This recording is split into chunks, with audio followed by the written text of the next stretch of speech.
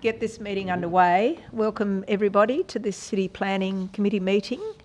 I'd like to advise all present that this meeting is being recorded and live streamed to the community via the City of Hobart YouTube channel. So welcome to those who might be listening on that channel and viewing.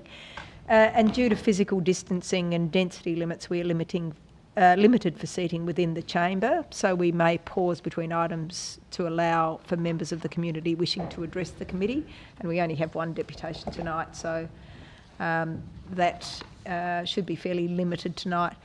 I'd like to acknowledge that we're meeting on the land of the Muanina people, who are the traditional custodians of the land upon which the City of Hobart was built. Acknowledge the determination and resilience of the Palawa people of Tasmania, La Trawitta, who have survived invasion and dispossession and who continue to maintain their identity, culture and rights. And I recognise the value of continuing Aboriginal knowledge and cultural practice and pay my respects to elders past, present and any who may be here tonight. So we have a full contingent. We have Alderman Briscoe, Councillor Harvey, Alderman Barakis, Councillor Dutta and Councillor Coates and myself as committee members. Item 2 is confirmation of minutes. Have somebody move that? Thank you, Alderman Barakis, from the minutes from last meeting. Those in favour, those against, item is carried. We have no supplementary items, I don't think. Item 4 is indications of pecuniary and conflicts of interest. Yes, Chair. Due to an overabundance of caution, I declare an interest in item 8.1. Thank you. 8.1. Is that 7.1? Campbell Street? Short term. Oh, 8.1, right, yep, okay. Thank you. Any other declarations of interest? No. Okay, so I'll ask that somebody receive and note that. Councillor Dutta, thank you. Those in favour, those against, items carried. Item 5 is transfer of agenda items. Any transfer? Item 6, considerations of items with deputations as a planning authority. Here's one. Move that. Thank you, Councillor Harvey. Those in favour? Aye. Those against, item is carried. So item 7, committee acting as a planning authority. We go to 7.2.2, which is 34 Proctors Road, Dunedin, partial demolition. And I ask the applicant, Mr Martin Nally, to come to the table, please. Thanks, Mr Nally. Hello. Hello there, Deputy Lord Mayor and Councillors and Aldermen. Thanks very much for your time this evening. Just take a seat. Yep. Thank you. So I wanted to take the opportunity to put a deputation to the Council in relation to our application to formalise the removal of a chimney. I have sent the attached around to you, which is a timeline which attempts to address the situation that we found ourselves in rather than created. I've got hard copies of that if anyone would like a copy that for their reference, so that you can address that timeline. The situation that we did find ourselves in was that we had applied to the council for the removal of one chimney, and that was approved on the basis that we would retain the stack, and an engineering report was done to that effect. It is noted in the planner's commentary that 34 Proctors Road makes a positive contribution to the street and is high profile.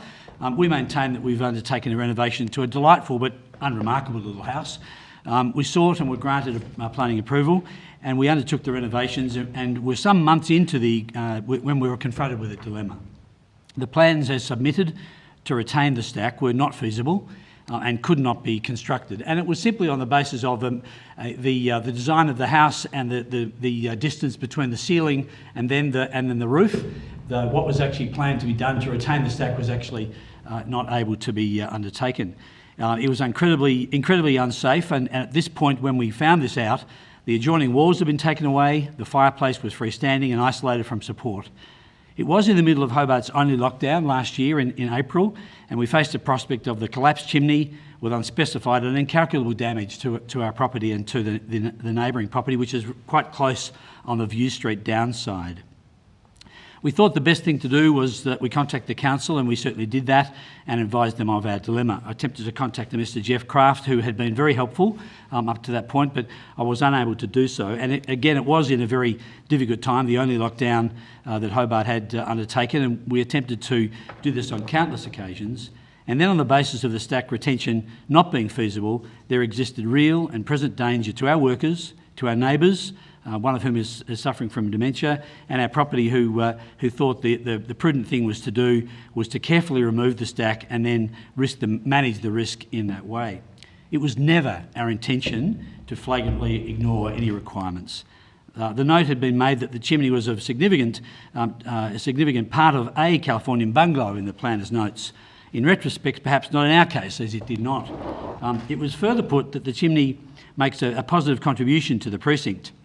The photos that we actually demonstrate to you in this plan were that they are the photos taken before, on the left-hand side, before the chimney was taken away, and the right-hand side, a more recent photo.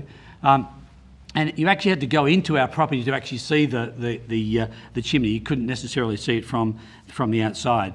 We were quite comfortable to keep the chimney, but unfortunately from an engineering perspective, it was not possible. It is a moot point, really, that any chimney makes a positive contribution in any event, I suppose, and our small chimney at that end was not a significant feature from the road. I would posit that we have not contravened bylaw E13 8.1p1 as noted, as we can show that our chimney was not a significant fabric or element as defined. And further, there was not certainly both safety and social reasons of greater value than retaining a stack and chancing that it may actually collapse. There were no more prudent nor feasible alternatives than us carefully dismantling to remove the risks to neighbours, to life of our workers and to property. It is noted that a prudent or feasible alternative would not have been to do what we're authorised to do and approved to do. But we have provided testimonials from both our builder and if you go to the next part of your process, there are two attachments there, and also from our draftsperson, that those plans were not feasible. We could not do what was actually approved to do. So the prudent thing to do was to dismantle so as to remove the imminent and obvious safety risk, and there really was one. It is our contention that we've restored the property with such care and with such a sympathetic way that far from removing a glimpse of a chimney, we've added immensely to the fabric, character and historical cultural heritage values of the community. We've come back to Tasmania after 25 years, we've invested in our property, we've invested in Hobart, we are invested to stay here, and we're very pleased to be in this situation that we can do so. The new work is indeed more complementary to the heritage values of the precinct across a whole array of aspects. The property has not been renovated, it's been reborn. It's not been restored, it's been reinvigorated. The colour palette totally adds to the streetscape. The retention of chimney 1 was never in doubt, and we've retained that and really used that now into great effect with a gas-inserted fireplace. Retention of the significant hedge and care to that hedge. The retention of a magnificent peppercorn tree and care for that tree. Retention of the unpainted masonry. Complete refurbishment of the property inside and out. Replacement of weatherboards, complete restoration of the roof, retention of garage doors, which was a requirement of the council because they did have a significant impact upon the streetscape, and the insertion of a council recommended window with the view to Kunyani, which is amazing. Now we have the river on one side and a magnificent mountain on the other. Nellie, would you like to sum up now? Indeed, thank you, Deputy Lord Mayor. So in establishing of the garden, we've also kept the area of the house. We actually believe that if we looked at the reinvigoration balance sheet, it would score 34 Proctors Road 99 and the chimney -1. So from our perspective, we really have put a lot of effort into doing things. We don't take this lightly. There was no feasible alternative to existed. It was unsafe, and we made the prudent decision to carefully dismantle the chimney to manage the risk. We were indeed prudent and transparent. We also would say that there have been situations, even in our street, where ratepayers may have been seen as careless and in disregard of bylaws, removed chimneys and flouted the bylaws. We, I would simply suggest to you, are not those ratepayers. We were put in a situation, we did not set out to do this, it happened to us. We are regretful that we've had to go through this process. It's been costly to us. but it is not our intention to do so. We respectfully request that our proposal be accepted as a sensible solution, and noting that we did not operate to create the situation, rather we found ourselves in it. And we seek your good counsel to resolve this matter. Okay, thank you. All right, so we'll go around the table. We'll start with you, Alderman Barakis, then Councillor Coates. Thank you, and through you, Chair. So just to get it all straight, you went in attempting to preserve the Absolutely. chimney, and it's proven to be completely and utterly impossible. So if you were to, if council was to refuse the application, what's the implications of that? I actually don't know. We'd have to build an artificial stack, and again, that would be quite dangerous. And we, from our perspective, we'd had every intention to retain the stack.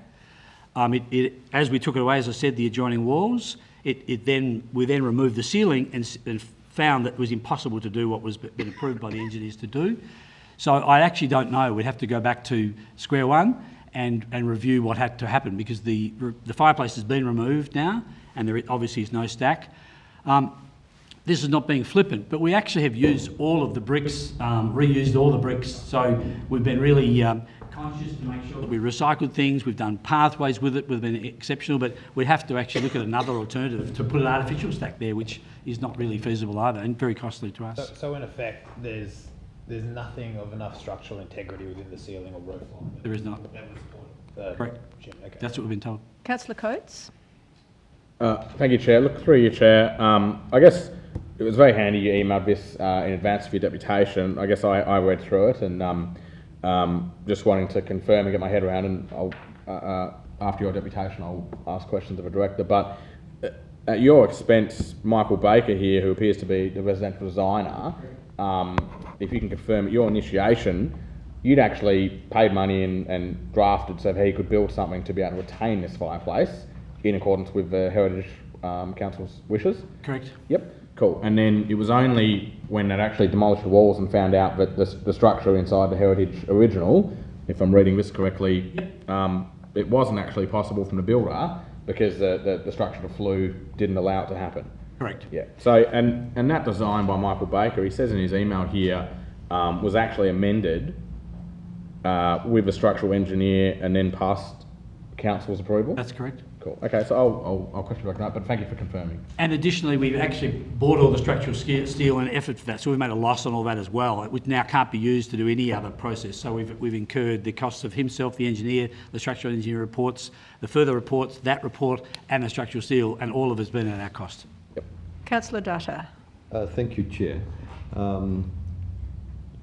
I understand that when the application was approved, you understood that there was a clear condition. 100%, no question. And then again, my understanding is that there was a clear intention to preserve that. That is correct. The timeline that you've given and the statement that you've made with regards to Jeff Croft, just want to get that clear. So when you got in touch with this person you mentioned, Jeff Croft, and realized that he was no longer employed, did you not make attempt to speak to someone else? We did do so, and it was this weird time when we were all in lockdown, and we attempted to make contact. There was obviously people from working from home, and I had left messages for Jeff, and it became time critical, and also the safety of the process as well. So Jeff was our person, and he was very helpful.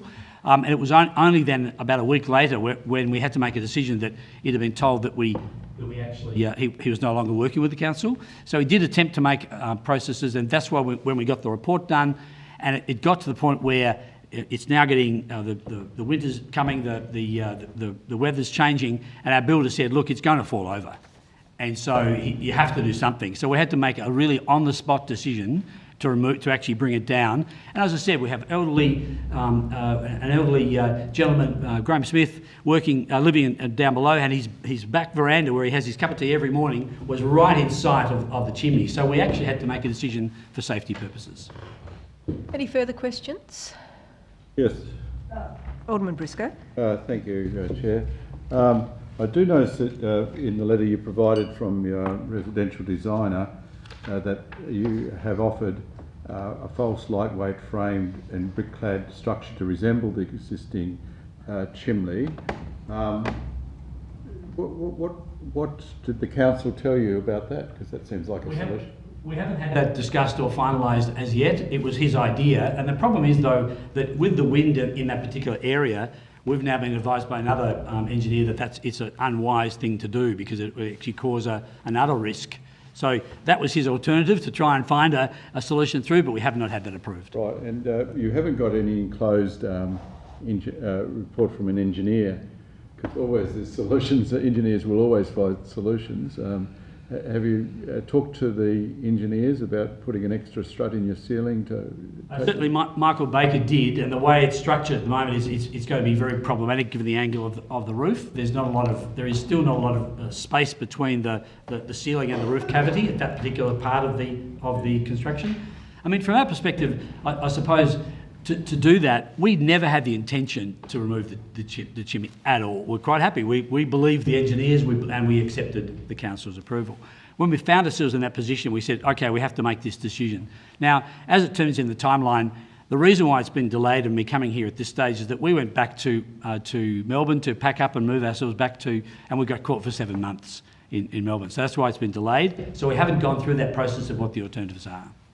Could I just follow through with that? Look, I imagine it's in your correspondence or in our report, but so you remove the support or your fireplace inside the dwelling. Yes. And there wasn't any feasible way of retaining that as part of the design, the fireplace? It was right in the middle of what's now the kitchen. Right. And we had approval from the council to remove the fireplace, but to retain the stack, and that was our intention. But then there just wasn't enough structural support to actually retain the stack above. Wouldn't that come out with the sign-off from your engineer, that at a certain point your engineer would have to sign off that for the building? They signed off the removal of the adjoining walls, and that was perfectly fine. Everything was comfortable with that. So we had this freestanding fireplace. When they removed the ceiling around that, they realised that there just wasn't the space in between ceiling and roof. So, okay. There was no structure to place the structural support. I could understand that, but to get to that stage, that it would blind Freddie if you remove the fireplace, which holds the chimney up, presumably the support of the fireplace, that the engineer would have had to sign off that removal would not affect the chimney above. Being just a resident and someone who is working through a process of trying to renovate a house, we didn't rely on Blind Freddie. We did rely on our builder though. I said this Blind Freddie. I know we did rely on our builder though, and our builder had structural advice, etc. And they said they were really quite comfortable to continue doing the process. And then once they removed the ceiling, it was then discovered that there just wasn't the distance between the top of the ceiling and any rafters upon which they could place the structure. You would have actually had to put an eyesore outside the structure to maintain the stack. Okay, look, I think I might ask the Director a few questions in a minute. Councillor Harvey. Yeah, so was your intention to keep the brick part of the chimney outside the house? Stack, correct. The stack. So let me do a demonstration here. So here's your chimney, and you were going to take away that, and you were going to have this hovering chimney and then somehow keep that suspended there. Correct. And below that, Councillor, there was going to be a engineering approved and designed structure, and that was going to then be above the rafters and below the level of the bottom of your glass chimney, as it was. And so, because it just sounds so weird that an engineer wouldn't have told you if you take away all the bricks underneath the chimney, it's going to be very hard to keep the chimney. No, they didn't say that. They actually said that you actually need to have it in such a way that prior to taking away the actual fireplace, you needed to build the structure. So they did say that. So once you built the structure, you can then take away the fireplace underneath. The way in which they got to the fireplace was to take away the adjoining walls. Once they removed the ceiling, it was exposed to say, you can now no longer put in that structure to remove that fireplace, and the whole thing will fall down. Yeah. All right. And you needed to get rid of the fireplace because you wanted to have a big open area. Correct. And you do understand that fireplaces are an integral part of the heritage of Hobart. Well, we actually got approval from the council to remove that fireplace. But keep a stack. Correct. But the visual chimneys are part of the heritage of Hobart. And you're not the first one that's been here who's demolished the chimney and then doing retrospective. I did actually, I do note that, and I just hope that we're not categorised as another ratepayer that's just down the road from us, because we didn't do this flagrantly. We did not do this as a purpose. We did this because of safety. Okay. So I actually would simply say to you, we are not those ratepayers. We have been very respectful and we accepted every process and in actual fact, it was interesting because when I went to the Heritage Group to first talk about the chimney, I spoke to a lady by the name of Megan and she said, oh, look, that seems to be fine. You can't see that. But I showed her a photo on my phone and she then did a 2-finger expansion and saw, oh no, you can just see that chimney. And that's what actually, I said, okay, if that's the case, no problems. So originally she was saying it wasn't a significant chimney to retain. And then when they looked at it again, I said, oh, maybe it is. Now, if I look at the photos as I showed you, it's hardly visible. So we're attempting to, if you will, get credit for all of the stuff that we're doing all of the renovations we're doing to reinvigorate our property. And unfortunately, this was a safety issue. Okay. One last question, Alderman Briscoe. Or it may not be. It may not be. But thank you. Look, I would say that if your engineer signed off, once he signed off, he would have taken the plans that you've supplied to him or your designer supplied to him, and there would have been some kind of survey of your ceiling space. That's where I find it really difficult to understand. If you had a sign-off by the engineer, the glass analogy that Councillor Harvey was the same point I made, that in the design work, your engineer would have said, yes, that works because the ceiling space is this much and the beams would have a whatever type of structure you'd have there to support a chimney. I understand. It's not the council's fault. No, it's not. It's somewhere along in another. Yeah, I'm finding it very difficult. And it's not the residents' fault either, though. That's my point. That we were relying on the good advice of the engineer. Yeah, but you haven't got the engineer's advice here to us. Well, we had draftsmen actually obtained that, and so they went through that process, and that was approved. And the builder then came to the conclusion that he would not, if you use that analogy, he would not then continue to take down the substructure because it was impossible to maintain the stack. So in actual fact, we stopped. We held it then, did contact the council and said, oh my God, we've got a problem here. Yeah. So before we take away that substructure, we've got to work out. So we did attempt to do that. And then the builder said, look, with the changing weather, this is really dangerous now because it's simply sitting there on its own. I can understand after the event that what you've done. Yep. I'm just saying before event in the design work, the engineer or your designer should have realised this problem. But anyway, look, I think I'll pursue it, as I said a moment ago, with the director. Yeah, thank you. Thanks, Mr. Nally. If you'd like to take a seat, I think we've had an exhaustive questioning on chimneys, so please take your seat. And thanks for your time, really appreciate it. Thank you.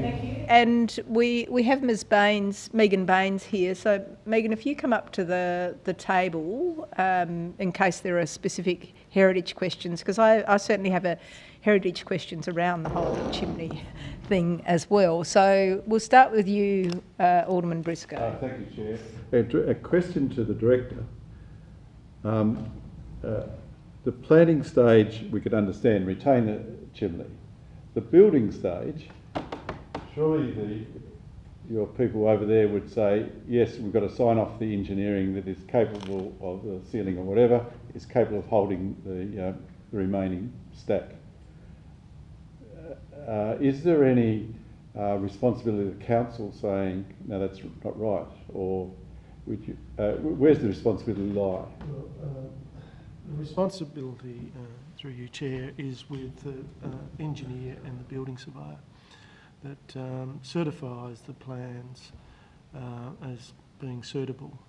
So we would say that the building surveyor had the engineer's report in front of him saying it was possible and signed off on it, and the council took that private surveyor thing to issue a building permit. That's correct. We don't go back and review in detail engineering plans. Would you say the circumstance is common that in terms of building an unforeseen, which I thought would be very foreseen in this case, an unforeseen problem arose so that they would have to, wouldn't be able to continue with the approved plans?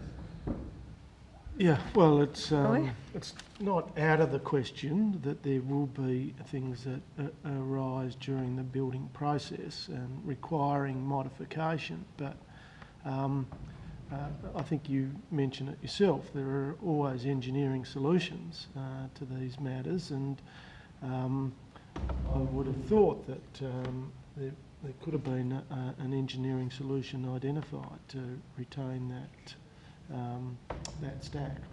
Good, thank you. Any further questions? Councillor Coates? Yeah, look, I guess it's an interesting one here. I've got a few questions through the director just to confirm around that process, because on the face of it, it would appear that the applicant has tried to do the right thing at every step.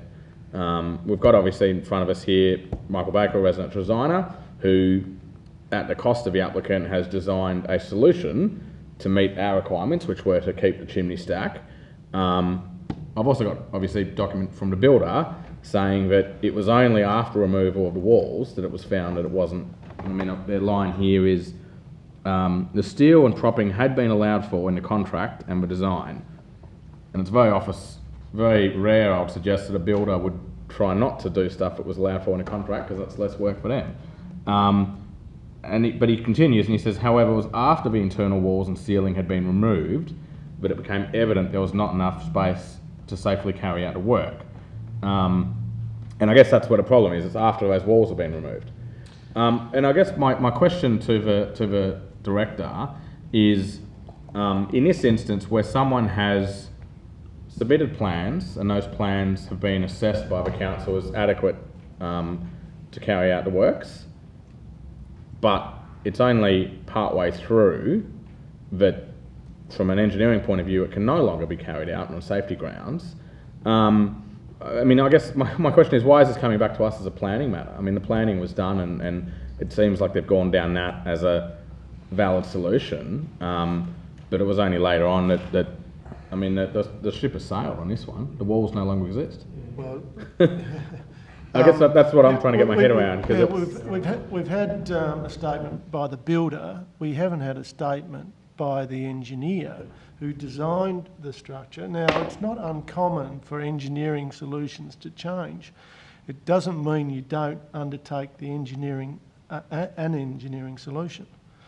Just because one design may not work, we haven't had any evidence that there weren't alternative design solutions. We've had a statement from the builder that says the original solution doesn't work. We haven't had a statement from a builder that reviews, an engineer, that an alternative solution wasn't available. Okay, so I guess to get my head around it, we do have an engineer here saying that they designed a structure. I don't see an engineer that... Well, this first one, the Marinda Home Styles, where it says, I designed a steel frame support system to support the fireplace. Yeah. So we've at least had one engineer and that was signed off, if memory serves. And then the builder removed walls, and then if I'm Charlie Greenwood here, the builders then turned around and said, found ourselves, I mean, I feel for the applicant in this case, but I guess what I'm trying to understand is, from a planning point of view, if those walls didn't exist when the first plans were submitted, it might have had a different outcome, if that makes sense. But you use the analogy, well, I can't build an external wall because the engineering design doesn't work. That doesn't mean that you don't build the external wall. You go back to the engineer, ask for a solution to achieve the ability to be able to build that external wall. No different to retaining the chimney stack.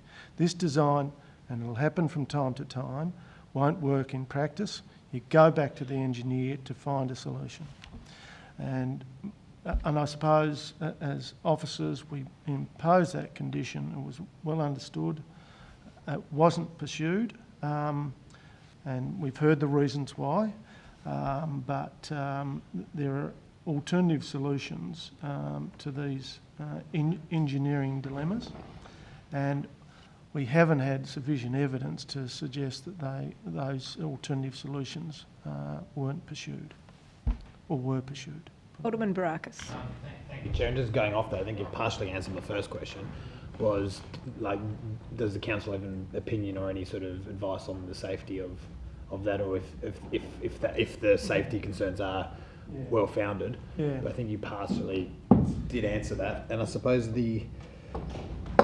my understanding, they've gone there with every intention of retaining it. They've opened up the wall and realised there's less room to put those struts in than what they envisaged, so that they can't, and the walls are no longer there, so they can't base it off the wall.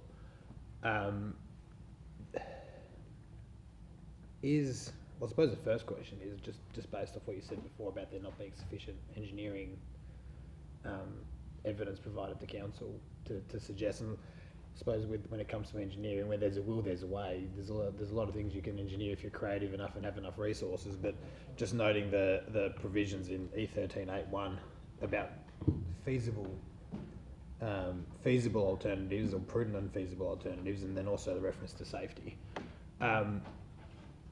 When's this due for a decision for us to be made?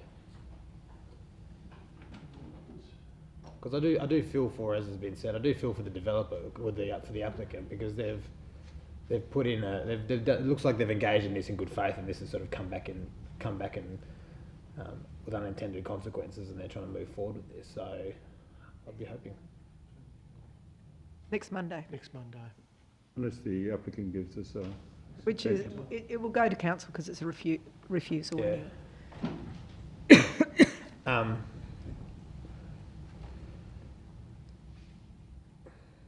So if council refuse this after receiving advice and noting that, like, as you have said, there's probably more advice that we could receive to make council more comfortable with what's being suggested. If council refused this today and the chimney had to be put back and it wasn't as safe as it could be and something happened, would there be any liability on council's part? Well, any liability would be on the people that designed the solution and the builder. But I suppose so. If that's even if an engineer said there was no safe alternatives, and we said no, you have to do it. The council planners said you have to do it anyway. Well, we wouldn't be approving a building plan that was not safe. Right, further questions? Councillor Data. Just a further question from Alderman Simons Barakis' question. Now, if it's going to be deferred, if you go along that line, will we then ask for an engineer's report to say how this can be safely, put in place? What would be the reason for that? I'm just getting a clarification from... Well, I assume that it's for the applicant to provide further evidence that there wasn't an engineering solution. Now, we would then need to, I suppose, review that advice ourselves. I don't know, Ms Turner, have you got any advice in relation to that?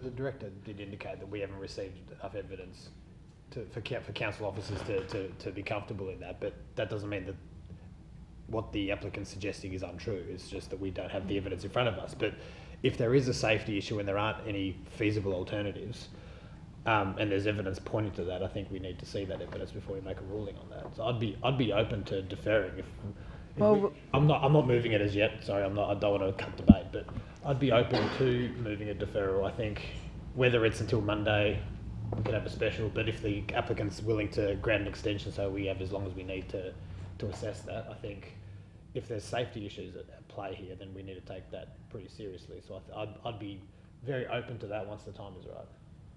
Alderman Briscoe. Thank you, Chair. So if Ms Turner, if I heard Ms Turner, it was very quiet, Ms Turner. I find that probably in the present climate, getting an engineer's advice is going to take a while. I've been through the circumstances just recently myself. It takes months sometimes to get an alternate. But so if further evidence, engineering evidence, was suggesting that there was no feasible alternative, the council would review that through their own engineer? Is that, did I hear you? Yeah, so I mean, in the normal course, through you, Chair, in the normal course when we obviously undertake assessments of application, if there is information included in an application that we need to engage specialist expertise for, then we will do that. Internally? I'm not sure that we have a suitably qualified engineer internally to do that, so we obviously have people on our panel that we would then engage. Could I just explore this a little bit? I'm sorry, through this, Chair, I know you want this matter to be dealt with, but at some point we've accepted that there was a solution that worked. And we've just accepted it from the surveyor, yes. We never did any independent engineering that it was feasible or But we not wouldn't feasible. do that. So, through you, Chair, when a building application is submitted to Council, Council doesn't undertake a technical assessment role. The technical assessment of its compliance with the BCA of Australia, the BCA or alternate solutions, which are your engineered solutions, are all done by the owner's consultant, so their building surveyor, their engineer. So ordinarily where there's an engineering solution, the engineer has to certify that it works. They provide a Form 55 to the building surveyor. The building surveyor then satisfied it complies with the BCA. They submit it to Council. Council as the permit authority has some role to play, but it's not a technical assessment role. Our role is confined to making sure that it's administratively correct. And there's some other things about, does it comply with the provisions of the planning scheme? Has it got a planning permit? Does it comply with the conditions? Is the site suitable? So very high level type issues Council as a permit authority assess. But the technical assessment and whether or not what is proposed can actually be constructed and complies with the BCA is up to the building surveyor and any of the technical expertise that is given input into that. Just a further question, follow up there. So a prudent solution here would be maybe a deferral of some kind to seek further evidence from an engineer that there is no feasible or safe alternative. That is certainly open. Thank you. I have a question for you, Ms Baines, now that we've got you at the table. I mean, to me, just looking at this, I just wonder how important it is to retain this chimney, you know, from the streetscape and from, you know, I know it was conditioned and that was the part of the reasons for conditioning for approval, but it goes to a broader issue in my mind because chimneys often come up, and how do we, is there a changing view in how we perceive the importance of chimneys as part of the heritage? So 2 questions there, if you wouldn't mind. Thank you. So through you, Chair, I guess, you know, chimneys, windows and the facade, you know, this house is in a heritage precinct, so those elements are the really key elements that we seek to protect. They're the items that you can see from the street and in the street space. So in order to be consistent, you know, the officers provide consistent advice, so they're the elements that we seek to protect. And I suppose what I can say is one way to retain the chimney is to retain the fireplace underneath, and that has no cost. And so there's the opportunity to think about it in that way. And if, you know, I see a chimney as being an integral structural and design element to a period house, and I don't think that has particularly changed. You know, I just see it's really important. In some ways there's a paradox, I suppose, in the planning scheme in the sense that externally we have some discretion to protect those items, and internally the works, people can do what they choose. So this quandary is because of that. So, fundamentally, if there's a chimney in your house, then it's a constraint upon the design. So that's my view around it. Yeah. Thank you. Councillor Harvey, then Councillor Dutta. Yeah, I totally agree with you. I totally agree. The problem is that people want to remove the fireplaces, and therefore the structural integrity of a chimney is really hard to retain. So I think the issue for me is quite clear. We need a change to whatever our regulations are that prevent the removal of the fireplace, because we've got a number of fake chimneys around Hobart, as I imagine. There's another one in Davey Street which made out of cardboard or something, plywood that just sits there.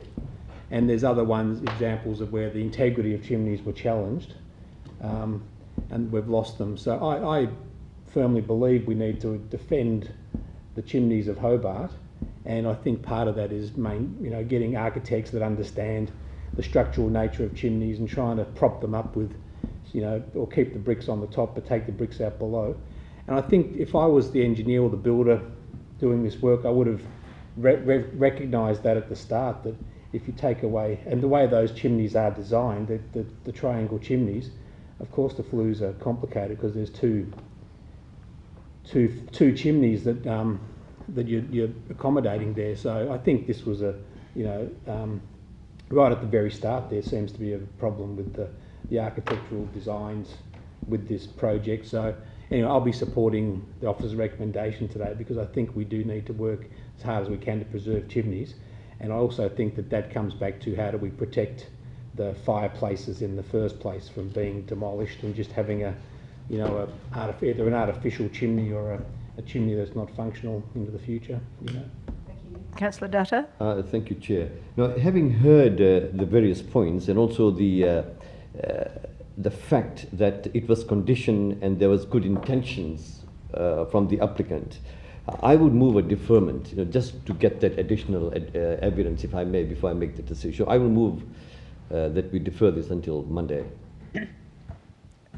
Defer till Monday to get more information about... if the applicant is able to provide that engineering advice. Before you accept that, Chair, because we can't talk after a deferment motion, before we accept that, is it possible that a slight change in the position of the chimney might give enough ceiling space for an engineering solution to be feasible? Is that a question to Ms Baines? Yeah. So if you looking at a slight change to move it, perhaps a bit more ceiling space, so there is a cheaper or engineering solution, presumably. Is that possible? Yeah, I wouldn't like to speculate regarding, I'm not an engineer. No, I'm thinking from a heritage point of view, a movement of a chimney slightly, maybe half a metre. Moving it away laterally from where or it originally wherever, was. Well, I suppose then it comes down to the notion of integrity, which is critical to cultural heritage. If you're trying to do a replica in a different location, I'd probably query the value of that, perhaps. Yeah, I suppose this application, original application, was for an extension, so it's ruined the integrity and the removal of the fireplace inside. But anyway, let's see how we go. So we have that motion for deferral moved by Councillor Dutta to a pre-council meeting. I'll put that motion. Those in favour? Aye. Those against? No. Show of hands. Those in favour? Gordon Brackus, Councillor Coates, Councillor Dutta. Those against?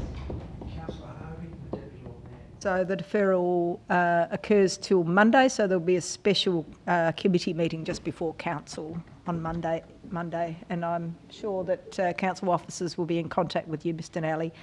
All right, so we thank you for that discussion, and I welcome the Lord Mayor as well.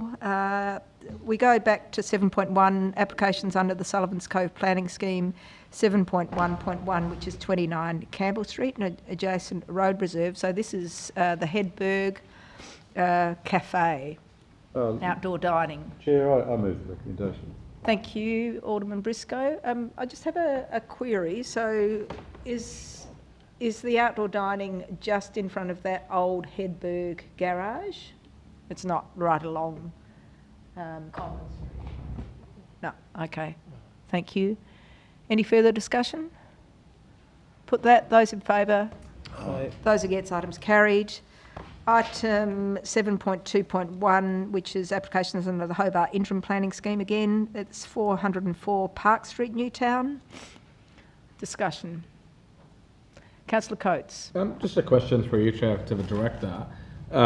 Look, did the council officers contact potential impacted neighbours late on a Friday afternoon just prior to this Monday's meeting in regards to representations? So for context, I received a communication from a neighbour saying that council officers they'd received communication, but on Friday afternoon, which to me sounded a bit weird from a Monday meeting. That would have been for deputations, I would have thought. Yeah. You might be able to help us with that. Yeah, as a matter of practice, we notify all representors of when an item might be going to committee at the same time as the item becomes available on the agenda. So, Okay, cool. Thank you. Lord Mayor. Follow up. It is quite short notice though, isn't it? For obviously there's a group of residents that feel very sort of concerned about this, and they get the access to the report on a Friday afternoon and notice of, and it's going to a Monday council meeting. I mean, isn't there any way we can? Well, we would like to be able to give both elected members and representors and applicants more time. Unfortunately, the limited time that we have to assess applications doesn't afford us in every instance to be able to do that, to give more than that period of time. Isn't like we have our own sort of pipeline, like all your plans, you've kind of got a sense of, well, that'll go to that meeting, and couldn't we sort of have a system where people you can register for a text message notification that says, it's likely this might come forward on this date, please keep an eye on this part of the website, it'll most likely go up on this date. So it's a forewarning that it might be coming up around that time? I mean, we have limited resources, as you appreciate. We've got to manage the statutory process as spelled out in the Act. This is above and beyond that process. We do notify, as I said, representors and applicants. We're not obliged to, but we do so. And until such time as it is on the agenda, because sometimes applications are pulled at the last moment by the applicant if they are aware that it's going to be, depending on what the recommendations are. So, it sounds, a nice thing to do, but we have limited resources to be able to do that. Alderman Barakis. Thank you, Chair. And look, I'll start by saying I support the officer's recommendation on this item, but at the same time I do agree with what Councillor Coates and the Lord Mayor said. Just off what you said, Director, that we try and, as a rule, inform representatives, applicants, everyone in all stakeholders, the same time that the agenda's made public. They're suggesting that when did the agenda go public for this? I don't know. Normally it's either Thursday or Friday. Wednesday afternoon. Wednesday. Because I think we all got the same email, yes. Councillor Coates. They're suggesting that they didn't receive it until 4:34 on Friday, and that's. Can we get some? And it might not be something I appreciate that you can answer right now, but can we get some just to find out what happened there? Because once again, whilst I am supportive of this, I'm happy to move it when the time's right.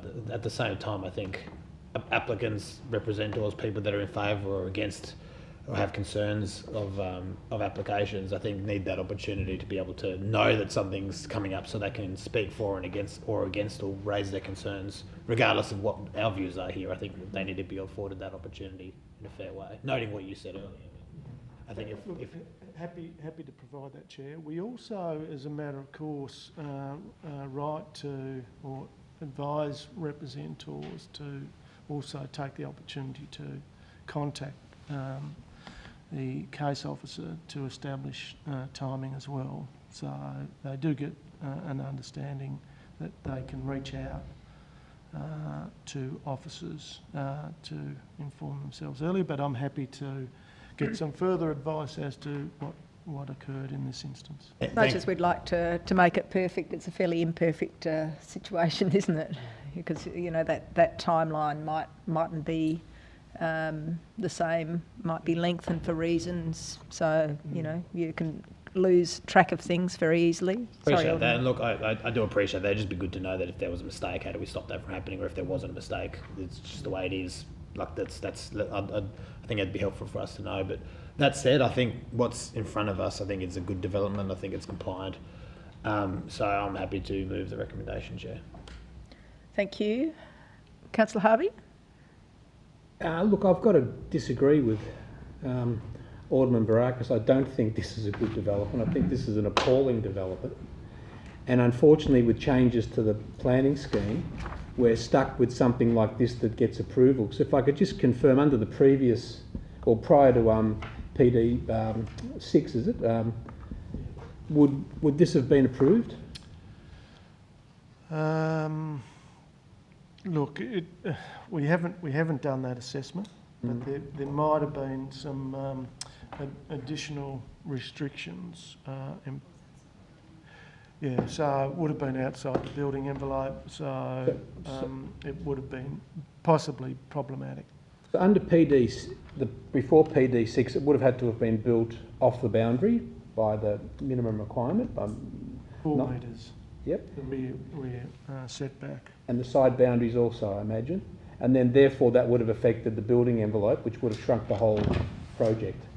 Yeah, originally the proposal was outside the building envelope, if I'm correct, under the current provisions, and they sought to modify it to bring it under, but the PD 6, there were changes to the setback provisions, rear setback provisions. There was a 4 metre setback provision that's no longer. And that was also changed to the side boundary provisions also, was it? I'm not sure on the side boundary. So you could build from coast to coast, from side to side?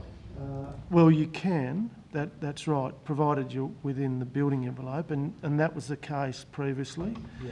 But under the new provisions, the rear setback did no longer applied. So what is the hang on, sorry, Chair. Sorry, yeah, it's noted that the character of the area will be changed by the construction of the 2-storey structure in the rear garden. This is the first such structure in this area, and it will change the general single-storey character with uniform building line and open garden to a significant monolithic structure in this area. So we can anticipate that this will become fairly much the norm. I imagine once we start the ball rolling, that every other backyard in the area potentially could be developed in such a way, and there's no planning regulations that would prevent that. So if a neighbouring house wanted to do the same, they could build with wall to wall where those walls extend to the boundary. They could touch walls. They could build wall to wall. That's correct. As they could under the original planning scheme, 1992. Well. Yeah. Okay. You could have built wall to wall. Yep. And there's also no provision that helps with us maintaining our stormwater flows by having an impervious ground cover. So most of the backyard now will be impervious, and that will add to the contribution to the flow to the street, which adds to the contribution into the rivulet. So in time, we could end up with a lot less impervious material across our backyards through this area, I imagine. Yeah, the dwellings themselves do provide for a retention facility, but it's the hard stand beyond that that's, I think that's been identified as in the officer's report. And that retention, is there any requirement to empty those tanks on a fairly regular basis so that you do have capacity to catch the preliminary storm waters? Because otherwise it's pointless having a retention if you don't empty the tanks. Yeah, no, they're engineered in such a way that they do flow on. They do flow. Okay, yeah. But look, Chair, I'm going to very much struggle to support this tonight. I just find it's the start of something that I think we're going to regret into the future because of this PD6 change. So, you know, I understand that there's no grounds for refusal tonight. Can I just confirm that to the Director? Well, there are discretions, but they're not in the office's view sufficient enough to justify refusal. We couldn't defend this if it did go to a tribunal. No. It's one of those firm ones. Yep. And is there any is PD6 an interim, or it's landed and it's final?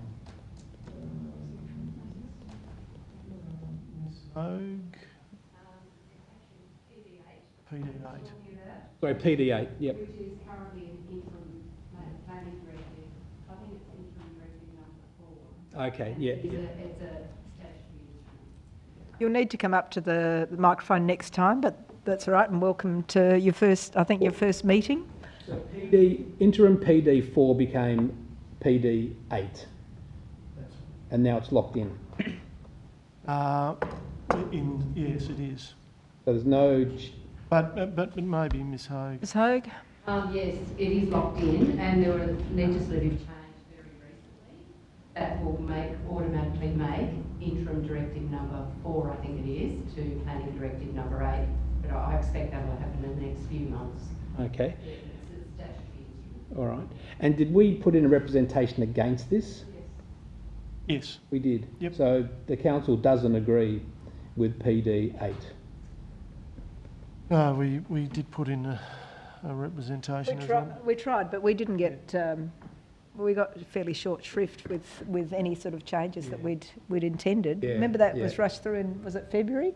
Yeah, I believe Yeah. so. Yeah. Okay, Alderman Briscoe. Thank you for that. Yeah, look, to me, it has the potential to be a bit of overdevelopment, but we've got this bigger principle, which presumably now PD8, if that's the right one. And we were at a workshop earlier this afternoon where we wanted to make sure there are residential development happening in Hobart. So we're according that we want to maintain inner city or inner city suburbs. At the same time, we've got to allow for further residents. So to me, we're caught between a hard place. Now, I find it very difficult to refuse this because it does fit the planning scheme. And I don't know how Councillor Harvey can refuse it with no grounds of refusal, except a philosophical thing that he disagrees with PD8, which is law. So all I can say is a couple of the objections were overlooking. Has that been dealt with by conditioning? Benoit? Well, that wasn't a discretion, but they have made some concessions, as I understand it, the applicant, and that's been included as advice, as I understand it. Yeah, so there's no side setbacks. So presumably the walls on both sides have got a fence that, is it on the fence line, or is the fence and the building right beside each other? They're on the, immediately adjacent to the boundary, the garage walls and the walls of both units. So maintaining that fence could only be done by going into the neighbour's property, where you wouldn't have to maintain that fence. No, you wouldn't have to maintain it. In the little backyard, you might have to maintain it, but I can't work out how much backyard there is. Can anybody tell me the depth of that? So to continue with my question, Chair, Certainly, go ahead, Thank Alderman you, Chair. I Briscoe. appreciate it because you gave a good... No, I got interrupted Look, as well. don't worry about that. Just keep going on, I'm just Alderman saying that Briscoe. in the middle, you didn't ask me had I finished. No, I was just asking a similar question. But please go thank ahead. you. Don't be offended. Just I'm go not ahead. offended. I'm just practice. Practice is practice. So the only discretions that we have are the performance criteria, which are relatively minor. Yeah, so sadly, I'll be supporting a motion for approval, but with an understanding of the neighbours' view that that it is going to change the character of the area. If there's unutilised backyards of huge area, there's no garden there, it's just a big green space. You sort of can't, on public policy grounds, argue that that should be retained. In my view, the house has been built close to the current house has been built close to the street. Huge backyards. In the previous lifetime, I'm sure there would have been vegetable gardens and fruit trees and that, but it's not. It's just a big open ground. Now, if there is an unutilised bit of land like that which could be suitable for residents, I think why not? Now, the only objection that I would have is that a double-storey, boundary to boundary, that's my objection, but that we can't do anything about that because it follows PD8. So all I can say is, sadly, it is achieving a purpose of giving 2 more residences in central Hobart, or very close to central Hobart. It will change the nature of the neighbourhood, but we can't do anything about that. So reluctantly, I'll be supporting it. Thank you. Alderman Barakis. Thank you, and I suppose just jumping off that, if we've got underdeveloped lots or with large bits of land, I thought that was something that the council largely supported. I think we do need to be careful if we're talking about something has, or a development has, it will have an impact on amenity of the residents, or will have a significant impact on the enjoyment of the area of neighbouring houses, then that's a conversation to have, and that's not reflected in the officer's report. But if we're talking about, we just don't like the style of development here, we need to be careful about what our role is here. We're looking at this as a planning authority, not whether or not we personally like something or don't like something. Once again, it seems that we've got one of those cases where when applications come forward that may be pushing the boundaries of what's allowed, then there's always the lines that are put forward that are, if only the applicants put forward something that was in line with the planning scheme, then they'd get it approved. And we have a development application that has that does almost objectively, even in the words of Councillor Harvey, there's almost no grounds for refusal, and yet he'll still be voting for refusal just because of the fact that he doesn't like it. So I think Point of order. Yeah, yes, Councillor Harvey, what's your point of order? Could you just talk about your own story rather than I'm referring talking to my about the view? application. Councillor Harvey, can you do that through me, Through please? you, Chair, I'd rather he just gave us his view rather than trying to interpret my view, which I hope I can get to have another go at in a minute in response to Alderman Briscoe. Thank you. Probably not a point of order, so continue. Not a point of order. Thank you, Chair. But look, How are you going, Alderman Barakis? You're almost done? Almost wrapping up, Chair. Look, I just think that we need to reflect on our roles here. This is something that, for all intents and purposes, objectively complies with the planning scheme. And we need to remember that we're here assessing whether or not applications comply with the planning scheme, not whether or not we might personally like them or not. It seems to be that the mirror image of that seems to be the case in other cases. We have something here that very much passes the test of whether or not it's compliant with the planning scheme. It's adding much needed housing and infill housing in areas where we need it. And it just seems to boggle my mind that we'd be opposing this. So look, I'll leave it there. I support the motion. I'm happy to move the motion. I'd urge everybody to vote to approve this. Thank you. Lord Mayor. Yeah, thank you. Look, I think from my perspective, the development of ancillary dwellings in backyards is going to be part of the meeting infill targets. But I guess where there's a bit of departure is whether we think that whoever designed PD8 is sort of like the guru of good design for everywhere, in every city, in every suburb. And I'm sorry, but I don't necessarily think PD8, with its sort of cookie cutter approach, is necessarily what we want in all of our suburbs if we want people to really embrace infill. And the last thing we want is people, rejecting urban infill because we're getting things that aren't sensitive urban infill. So, I think we do want those backyards, and they are good opportunities, big backyards for medium density, but, we have to, if we can, use tools and levers to get design guides or mechanisms within the general principle to have much more sensitive urban infill. And I guess my question might be through you to Ms. Hope. Ms. Hope, would you come to the table, please? Are there any options for the council to actually to put a sort of overlay of sort of design guide for urban infill in our suburbs, a bit like we did our apartment guidelines, just to try and say, well, if you're going to have things right next to each other, please ensure you've got enough window light at either end, or whatever it is. Do we have any sort of levers we can pull? Through you, Chair. Not right at the moment, because this is a planning directive that does override the interim planning scheme. So there are acceptable solutions there, or even the performance criteria that it'd be difficult for council to support rejecting through the tribunal, because it's in the planning scheme. And what I didn't say before is this planning directive is now embedded in the interim scheme. That's how it works. So it actually becomes part of the planning scheme.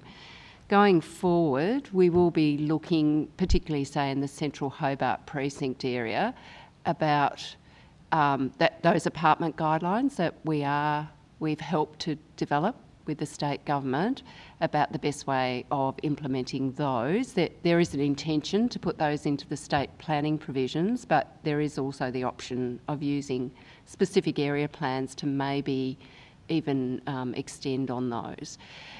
But I think it might be a mixture of statutory and some non-statutory guidance on what best practice is, for instance. Yeah, because I don't know whether any other cities have got, I know a lot of cities have got these apartment guidelines, but I don't know whether any other cities have got sort of best practice backyard infill design guides as well. Because again, if people can see this as something that's not a threat, and the design elements are, factor in some of the issues of overshadowing or whatever, then that'd be a great outcome. Because if it's just PD8 and it's too brash a tool and it's not sensitive enough, then we're just going to get more of the backlash. Yep. Mr. Noy? Yeah, through you, Chair. There is a requirement to review these standards every 5 years, so there's an opportunity coming up, as I understand it, to maybe do exactly that in any submission that we might make in relation to that review. And I'd agree, because I think it's, there's more of a nuance than we're afforded with this, hard up, so many 2 stories at least hard up. I mean, we had only a block away the Pyrie Street, Root Street corner, with the same sort of issues with that overshadowing of that other private open space, or the other unit, which is what we're seeing with the southern unit in this as well. So are we providing the right thing for those local communities who, we had 27 objectors to this application? Are we going to get this every time? Something that I think we as a council need to be considering a lot more thoroughly, rather than just accepting this is the way forward, really. All right. Is there any further discussion? Councillor Coates? Look, thank you, Chair. I think it's been a very good discussion. It's reasonably clear to me that we don't have much wriggle room on this one. I just wanted to confirm, in reading the report, I've noted that although no doubt this will be not a desired development for the neighbours who've made representation, but the applicant, I read, has agreed to install fencing around the rear, and they have agreed to frosted top windows, which it notes here as in advance of the minimum requirements. But I just wanted to touch on, it says here that there is going to be a landscape landscaping plan, but I guess I just want to get my head around, is it worth us putting in advice or further advice to that effect? I think ultimately this does comply, but I'm just wondering if there's any scope we have to make any adjustments at this stage. But it says here there's, if I can find it, the applicants agreed to provide a landscape plan and in concert with the vehicle swept paths, design a landscape plan to minimise hard surface and maximise landscaping soft areas. Through you to the director, maybe, is there any value in us adding further advice on top of that in regards to landscaping to minimise the bulk and scale? So, for example, trees and coverage. Yeah, I mean, we can always. If the mover was so.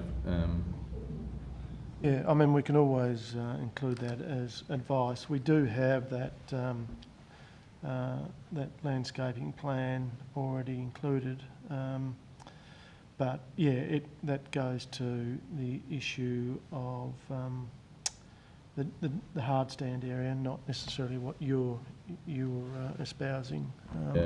So we could include that as an additional advice. You happy to accept that in, Alderman Varakis?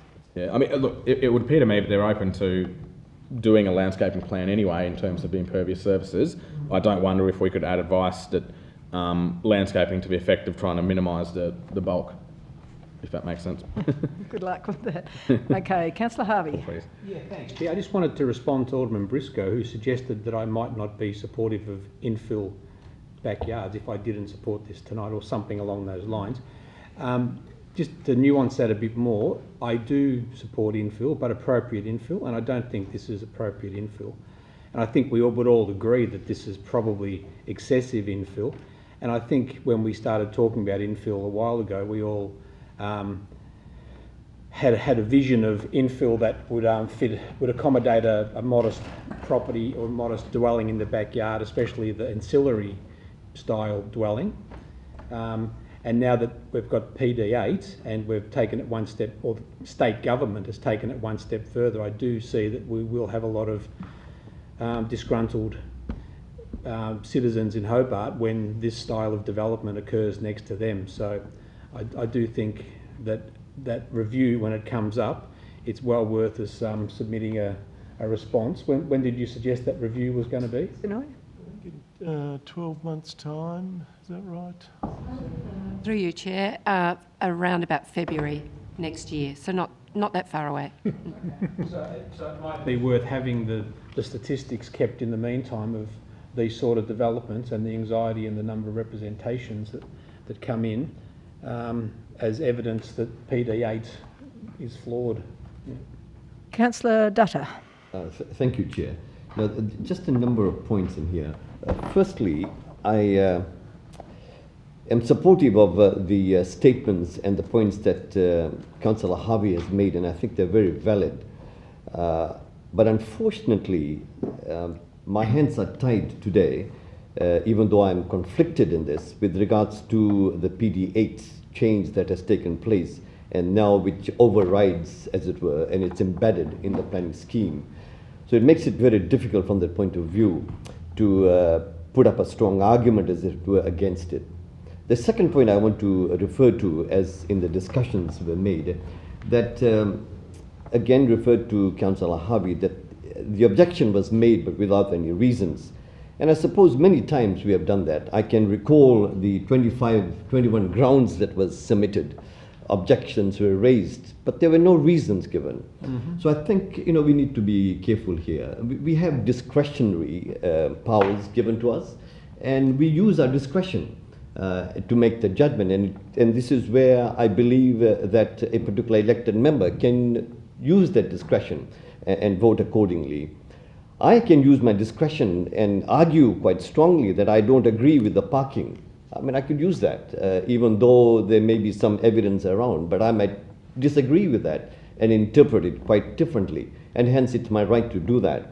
But unfortunately, at this point in time, I find myself, even though I'm conflicted, that I will support this, even though I feel otherwise. Thank you.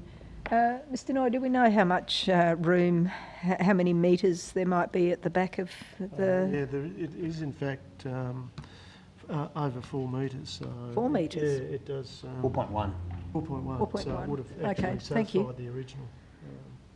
Yeah, just final question. Yes, Alderman Briscoe. Just slightly different tack, just as a matter of explanation. In other states, and certainly in suburbs like Sandy Bay, often houses are removed before they start the redevelopment. Would that house, the house, existing house, be protected in any way? Is it a heritage precinct or? No, it's not a heritage precinct. So a developer, if the value was there, could demolish that house and suggest a number of units, presumably a different layout. Yes, that's right. So have you any idea of, just on rough calculation, how many units you could get on potentially? Not sure of the area. I'd need to take that one on. Oh right, okay, because that's at the moment the value is not into removing existing houses in that area, but one day it will be, and maybe when we do the review, we consider the extent of demolition to have residential, increasing the, changing the density for better or for worse.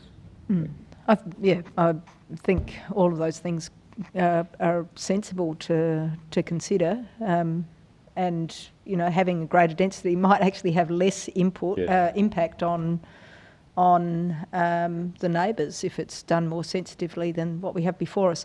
Okay, I think we've had quite enough discussion by the looks of things. So yes, I just find that the PD8 is something that is very hard to stomach. Really, I think it's really showing the limitations that it has with this application.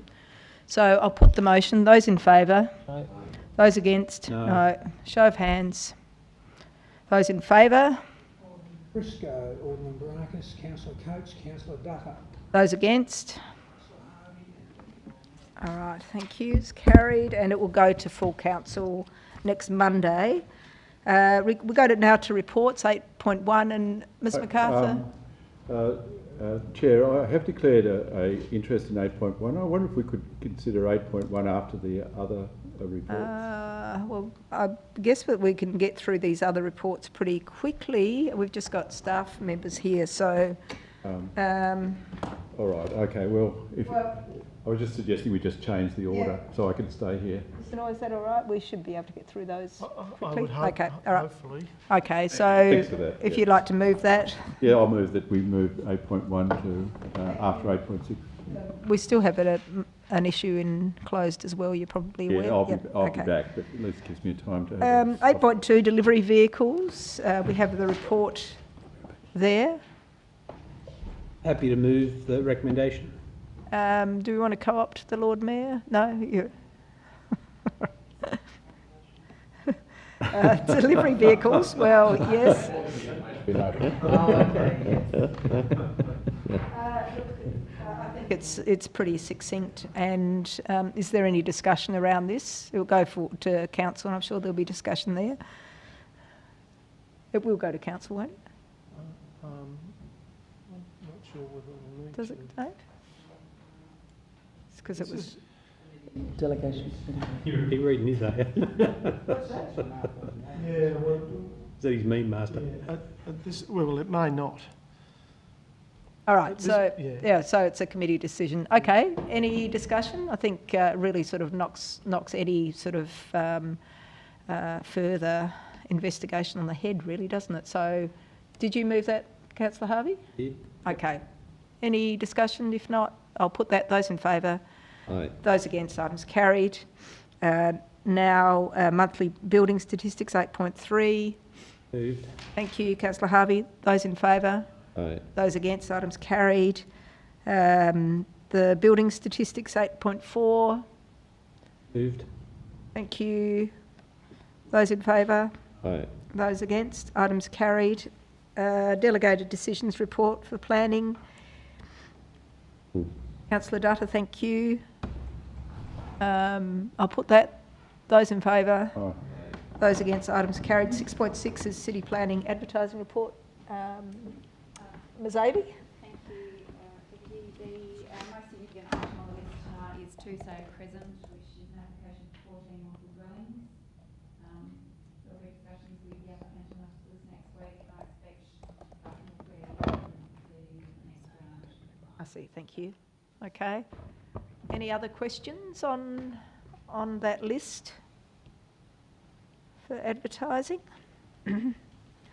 Mr Noy, can you just, or Ms Avey, could you just tell me the 207 Campbell Street, it's partial demolition and multiple dwellings, so they'd retain those properties at the front?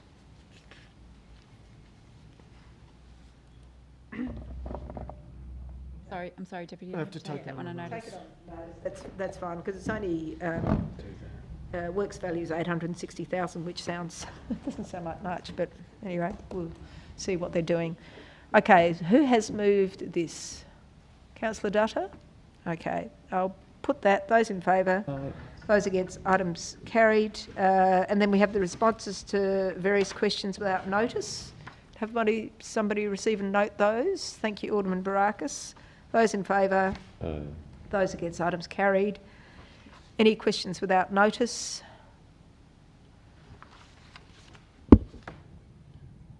Alderman Barakis. Thank you, Chair. I did have one, just in regards to, I'm not sure if this is the right committee for it, but in regards to city stuff, metro plan stuff, when there are meetings that are had at different levels, and obviously all of council aren't necessarily privy to those.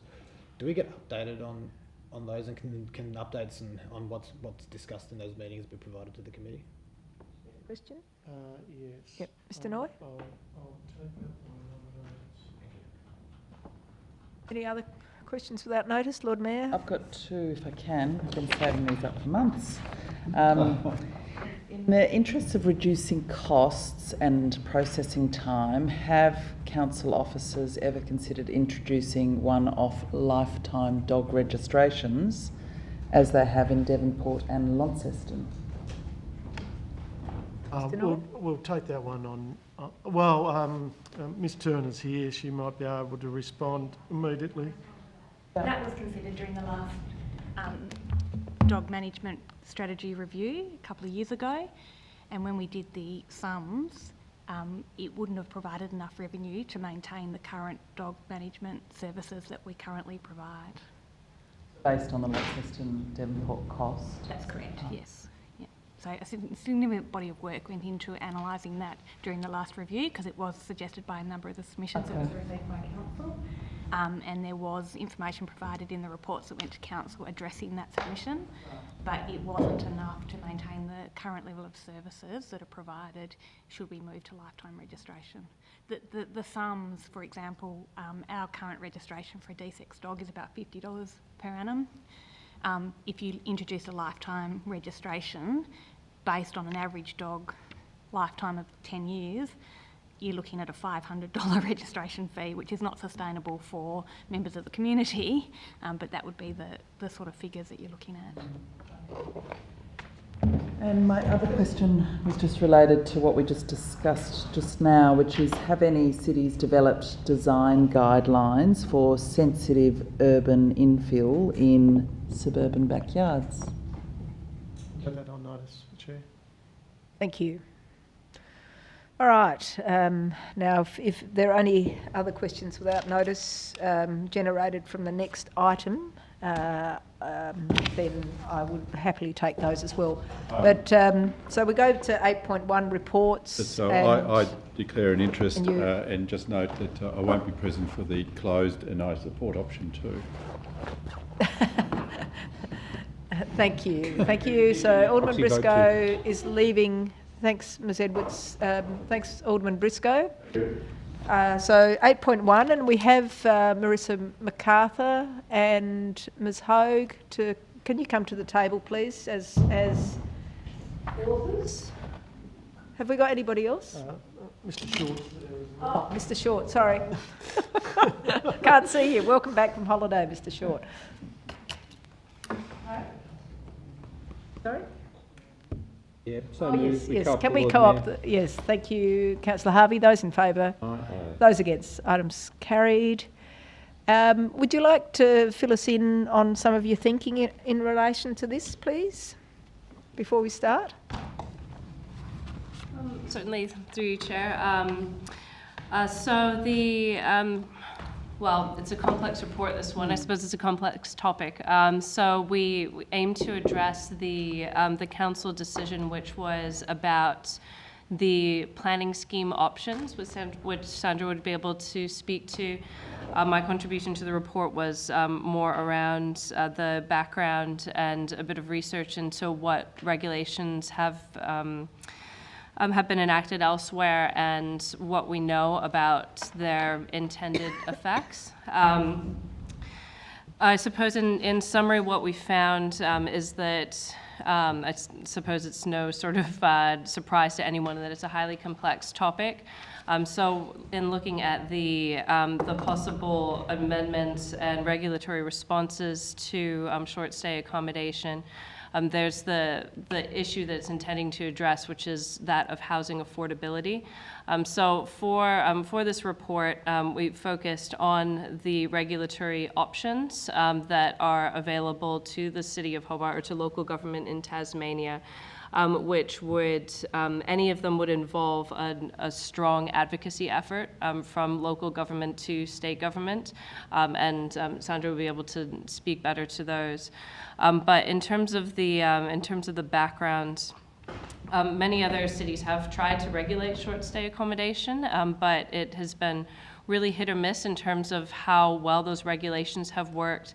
In particular because of the uneven data landscape. So the platforms themselves have access to the totality of their data across all time, despite the Tasmanian government regulations that do require the platforms to report on at least some data of their listings. We still can't know everything about all of those listings, and the primary issue being able to differentiate between different types of entire home listings. So whether it's an ancillary dwelling like a granny flat that's listed as an entire home versus a detached dwelling that might be suitable as longer term rental. So it's difficult to understand the actual landscape. A few cities have tried really hard to regulate Airbnb. A prime example is New York City, a very large city with many people and a lot of resources. You can see through that example that it's challenging to enforce those regulations and to understand whether they're having the intended effect on the issues that are being aimed to address. And in that case, it's particularly a housing affordability and availability issue, and the sort of social impacts of having a lot of Airbnb listings in particular neighborhoods. They've tried regulating short stay accommodation providers in terms of them providing, hosts providing data on their listings. And although it seems that in the short term, some of the listings converted to longer term listings, it looks like they swung back the other way after really only a few months. So these are the kinds of questions that are difficult to interrogate without more research and without probably actually speaking directly to the cities who have attempted to enact these regulations, because a lot of them are quite new. So for the moment with this report, we just aim to outline what some of the possible benefits and drawbacks of short stay accommodation are and what the regulatory options are under the Tasmanian planning scheme, and then to see what next steps might be taken as a result of that. Thank you. Ms Hogue, would you like to add something from a planning perspective? Yes. Through you, Chair. The options, so looking at the regulatory options for the planning schemes, they are limited for the interim planning scheme because there is a planning directive in place, and this one is PD6 that deals with visitor accommodation, and that so the interim scheme can't be inconsistent with that. So that's why we, in the report, have focused on what we might do with the Tasmanian planning scheme when that comes into effect with the LPS, when that's in effect for Hobart. And there are more options to override the state policy position, which I think was indicated by the Minister, who said that there could be some local, I think when he reported back, or the Minister of the day reported back on the Legislative Council report, saying that the Council could have their own local provisions to override, and there are more options using a specific area plan. So we've explored what that might look like and have made some recommendations around that. Rightio. Okay, we'll open the questions. We'll start with you, Councillor Harvey. Thank you. Council consider the option. Council consider advocating. Council consider advocating. Council consider advocating. When I'd like to move the motion when we get to that point as well, but I'd like to change consider to affirmative, that we council advocate. Well, council insert one or more specific area plans, or begin the process to insert. Because what are we considering? We're going to consider it forever, I guess. Or do we make a decision tonight that we send to council about some positive action towards this? Council advocate to the Minister for Planning. Council advocate for statewide regulation. Council advocate to the Tasmanian Government. So they're that's what I will include in the motion when I move it. Yep. Thank you. Lord Mayor. The question is about the data that's in here, because I know, data has been one of the, it's obviously a really key thing for us to consider. What potential loss have we seen of rental housing stock through people gravitating towards this option for their investment properties? And it is a very attractive option for investors, even if the property is vacant quite a lot of the time, because there is still negative gearing available, and there is, the rents when they are attracted, they're very substantial, and there's also the flexibility to use it for yourself if you're a Sydney Melbourner who wants to come down during summer or whatever. So it is a very attractive option for people. So the data is quite important, and in the report it does refer to it refers to, sorry, what was the most recent data you received from the state government? The CBOS data from January to March of 2021. So that's the most recent? Yeah, at the time of writing. So that was the most recent posted on their website. January to March 2021. And is that for that period, or is that for, because often they publish it then, but it's for a period earlier? I believe so, but I wouldn't be able to say definitively. Yeah, okay, because I don't think they can do it sort of in literally real time. I think they'd take a little bit of... But I'd just be interested to know, because I think some of the earlier... there's obviously been a bit of a drop in numbers during the pandemic, which is good. That means more of those properties have gone into the long-term rental market. But I guess the risk is that, when tourism and borders open, we'll swing back to those higher numbers. The last ones I had, which was pre-pandemic, was 1,262 properties were in the data capture of the state government. and 576 planning permits, ones that required permits, which is, the ones that are entire homes and probably the investor owned, not, the host isn't on site, it's just basically a small hotel in a suburb. And so 576 properties is pretty huge when it comes to the Hobart rental market. And that's just City of Hobart. So, I mean, it looks as though the figures we're basing it on tonight, our decision on tonight is a pandemic affected number, but it's still very significant that there's 335 properties that are non-hosted, self-contained short stay accommodations that are obviously no longer in the private rental market. Thank you. Further discussion? Councillor Coates.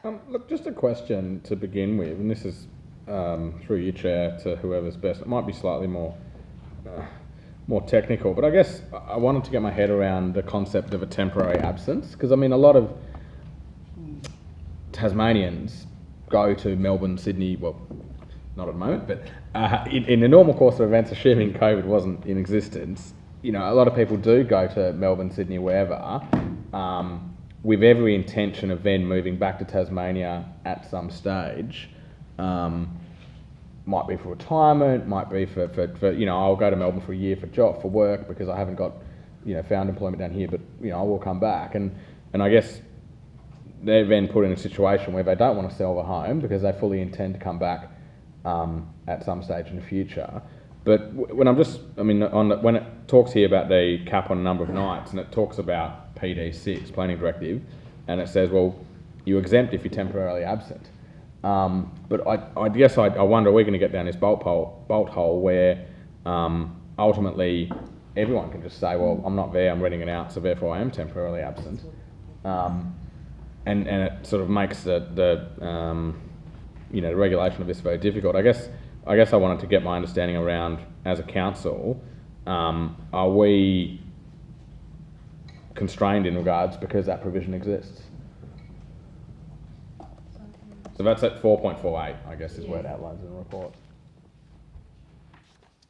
Through you, Chair. The language, and it's at 4.32 as well, talks about prohibiting when temporarily absent. Well, it is actually in the exemptions in the state planning provisions, and it uses another expression which we probably should have used similar expression, and it's only let out while the owner or occupier is on vacation. So we actually, they are exemptions in the state planning provisions, so we can't change those unless we can only lobby to have those changed, those particular provisions. So that's already captured. Does that help? Yeah, okay, cool. So it's when someone's on vacation as opposed to number of nights. Yeah. Yes, that's how it does work in the Tasmanian planning scheme. Can I just a supplementary on that one? Is that so? The New South Wales government has landed on 60. Sorry, what is it? 60 nights is temporarily absent. Or sorry, what was the 25 weeks or something? What is it? Is it 6 months? 6 months. So they've decided that they'll define it in that with a number of months. But at the moment we don't have any date time constraint. Again, through you, Chair, this was explored with the state planning provisions, and the original version of them did have, I think it was 42 nights, I think was specified. And then when it went through the process and all the submissions were made, there was a recommendation from the Commission that there was a night, it was linked to nights. However, the Minister changed it to this concept which is in the state planning provisions of only when on vacation. So again, this would have to be something that maybe would have to be submitted as part of a review of the state planning provisions to again raise an issue about what some other definition other than this just went on holiday. Yeah. Any further questions? Alderman Barakis? Thank you, Chair. And through you, I suppose I'll just note the third point, the third recommendation, I think, was in response to the motion that was moved in February, which I think was more broad than just short stay, but I think I understand why that's happened. That might need another bite at the cherry at another day. But I've got a few questions about the short stay elements. There was talk in the report of a number of times where other jurisdictions had attempted to regulate short stay, and there was legal implications for doing so. Just looking at recommendation 1 and recommendation 2, is there a greater, if we're choosing between the two, I know we could obviously choose to engage in both, but is there a greater legal risk to council if we were to try and do this on our own versus if we were advocating for the state government to do it? If certain organisations were to decide to defend against those regulations?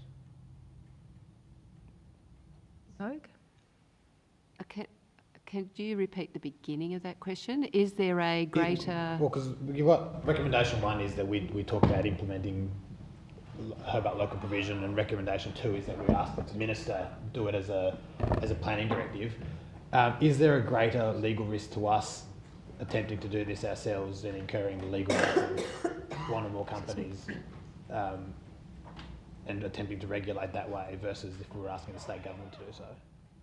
So through you, Chair, I understand you're saying is there a greater legal risk? Yes, in us attempting to do it ourselves. Right.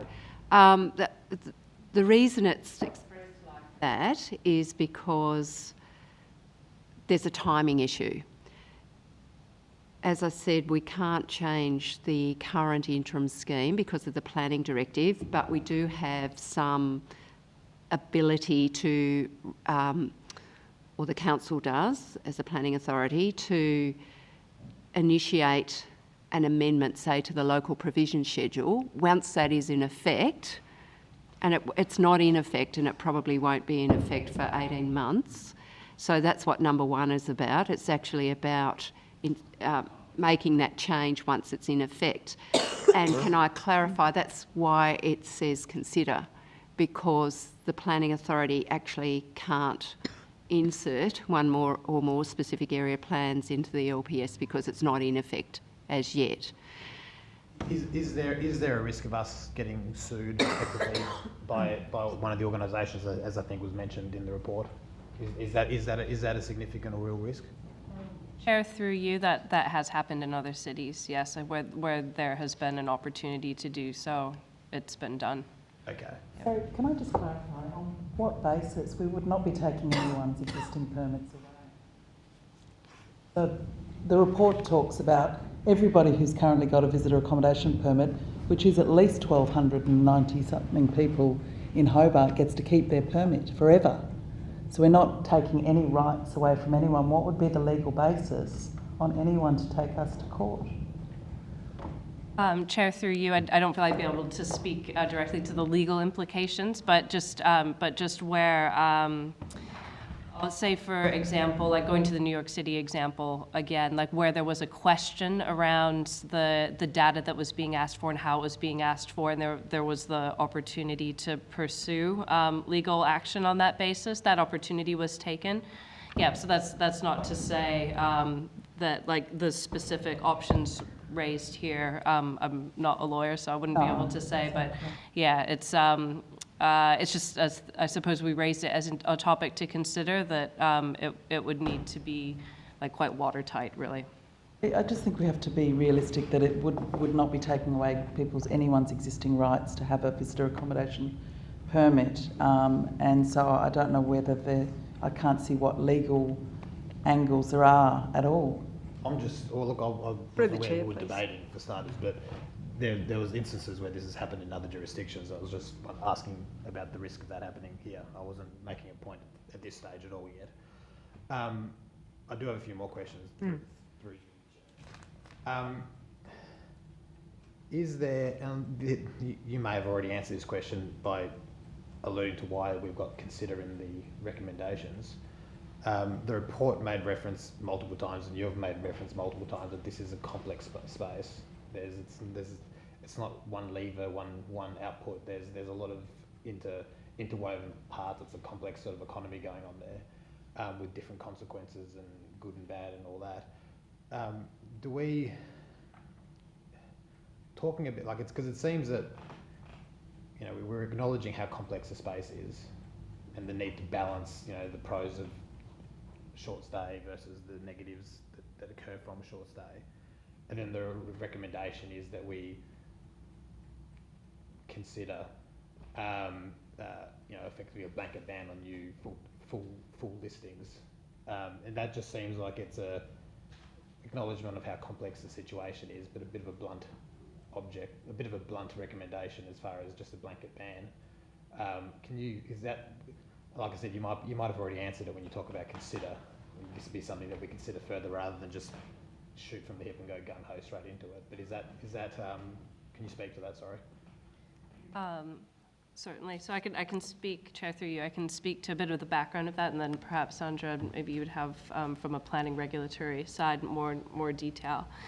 But the part of the rationale for the consider terminology was because of the complexity of the space that you just raised, and do we just wanting to fully understand the issue and be able to do the best that we can in terms of responding to data and fully articulating what issues are being aimed to address and what approaches might best address those issues, which would involve more work, which would involve more resourcing and more time. So it's just the question of do we pursue that pathway? Because it would involve that resourcing and it would involve that time because of the complexity of the issues. And in particular, if the aim is to address such issues as housing availability and housing affordability, which would be the best lever to try to pull, which pathway might be the best one to pursue with the Tasmanian government, in terms of what might work for us, but also for other jurisdictions that might be most likely to get support. There's all those sorts of questions. So the aim with the framing of the recommendations was to get a sense of which path should we go down so that we can do the best possible work to find the most highly likely successful outcome. And that's like one of my big concerns is if we talk about full-time listings from now on, not the weekenders or the holiday makers, the full-time listings that remove a house from the rental market effectively for a short stay. If we talk about banning any further permits being issued for them, my worry is, and it's something that I'm not sure if it's been studied yet, but my worry is that you're effectively creating a two-class economy of those homes that already have permits that are now hugely inflated in their value because they've got permits that you can no longer get anymore. And then you've got everybody else who hasn't gotten into that market yet and now can never ever get into that market. And the economic consequences of them, I'm not sure have been explored. And that's something I think should be explored, but that's just has that been touched on at all? Because I would have... Just a query, haven't we seen that in Battery Point when there was an end to visitor accommodation there? I mean, that's occurred. We haven't had any legal ramifications from that. Well, I'm talking about economic ramifications. Economic ramifications. But has that been explored broadly? Chair, through you, it's acknowledged in the report as a potential issue, that inflation of prices and also the delay in that turnover of permits. Like, for example, if someone does stop actually using that location as an Airbnb listing, but the permit is still current, it's difficult to know, it's difficult to deal with that lag time, I suppose. Sandra, did you have other thoughts on that? No, not specifically, no. Really? Yeah, I mean that happens with any rezoning that might occur. Land uses can be granted, so to speak, as non-conforming to existing use rights. This isn't in a zone. This is across the entire municipality. So I think the implications are completely different, potentially. And and just finally, I promise it's my last one. Has there been, well, was there any thought, it might be one of those things where you've said, you know, this is something that for more work, like other kinds of measures that could be taken that are a bit less blanket ban, sort of blunt tool, where, you know, density of short, I don't want to say the company, it's density of short stay, sorry, in any particular area or postcode, so you don't get the Battery Point, you know, effect of entire streets being taken up with Airbnbs, but have a density limit per suburb rather than no new permits from now on, like other sort of mechanisms that could be done to, I suppose, be a bit more sophisticated in how we do this, or is that something that's for further study? Oh, Chair, through you, I'd hate to default to column B there, but I think when, that's one for later. When the last time that we did look, and I think this could be updated, because this is from a few months ago now, the distribution of listings across the LGA was fairly widely dispersed. So to try to target a particular area might be challenging in terms of having that broader effect that might be the aim. I suppose Battery Point is a present example of where that has been done, but beyond that, yeah, it really is quite widely dispersed. There's also questions of the knock-on effects of regulating in particular places or even across the LGA. Would that move Airbnb listings to neighboring LGAs or suburbs that are currently more affordable? What might that do? What are the impacts on other policy objectives of the council? For example, the Central Hobart Precinct Plan and aims to increase density on that basis. If some of those listings intended for, or not listings, like some of those locations intended for people to live in, convert to short stay accommodation listings. And then, as you already mentioned, there are the benefits of short stay accommodation in terms of tourism and income for the people who do have those listings. And so how are those considered? I have defaulted to column B again on that. I appreciate that. I'm sorry. But those were some of the considerations that we did have in mind, and again why the recommendations were framed as consider, because there are those knock-on effects. And it's hard to be sure of what they'll be. I was going to say something else, and I lost my train of thought. Is it going to come back?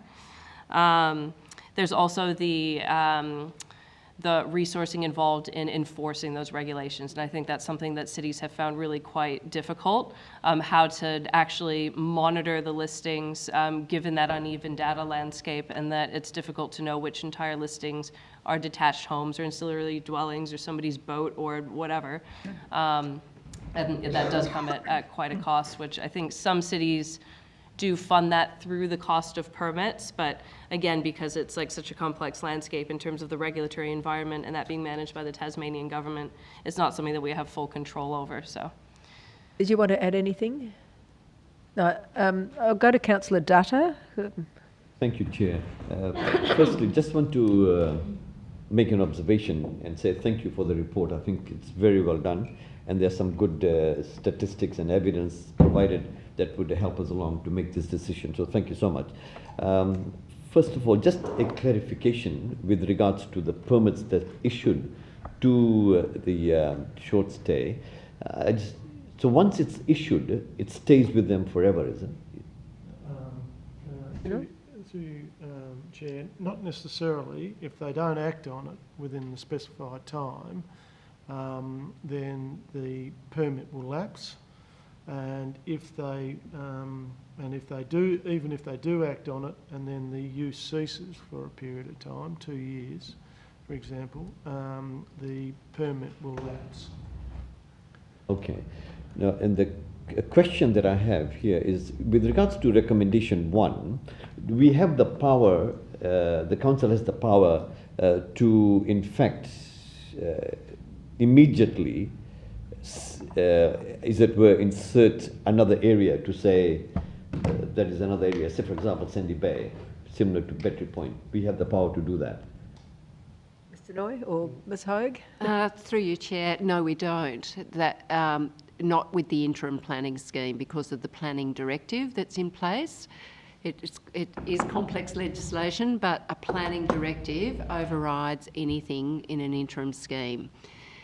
when we come to the that's why it's drafted specifically like this. When we come to the Tasmanian planning scheme and the local provision schedule that's part of that, then the council does have more ability to initiate an amendment that will put in the specific area plan. To prohibit it, yeah. There's more, yeah. The legislation's different for the two types of planning schemes. Thank you. I needed that clarification. Okay. Thank you. Councillor Dutta, have you finished? Thank you, yes. Yeah, through you, Chair. The local provision schedule is being considered by the Planning Commission at the moment. It's getting close to being on exhibition. Unlikely that we could, very difficult to get something in prior to it going on exhibition. So then the options are that the council itself actually could make a representation to the process and change to change the local provision schedule through that process, or wait until the LPS is in effect and then do an amendment, unlikely to be in effect before the end of next year. Thank you. Thank you, Chair. Any further questions? Lord Mayor. Yeah, just around, you did mention in here about I recall the Hotels Association came out fairly recently saying that they were worried about the sort of occupancy rates because there's been quite a increase in hotel rooms in the last few years and a few more coming online, I think, or that have been approved that might be coming along online, and that they were sort of changing their stance on short stay and were sort of saying it is becoming a threat to hotel occupancy. Did you reflect that in the report? Chair, through you. I think there was something. I believe there is something, I can't immediately recall where, but it certainly has been raised as an issue here and elsewhere. But I suppose there's also research to show. I guess my question was just really did you hear from the hotel's lobby as part of putting this research together? No, Chair, through you, we didn't do any direct engagement to inform the report. We did refer to the Legislative Council process, which did have many responses from that sector, but we stopped short of going into detail with interrogating those responses and reflecting them here because we felt that might be the next stage of work if one of these pathways were to be pursued.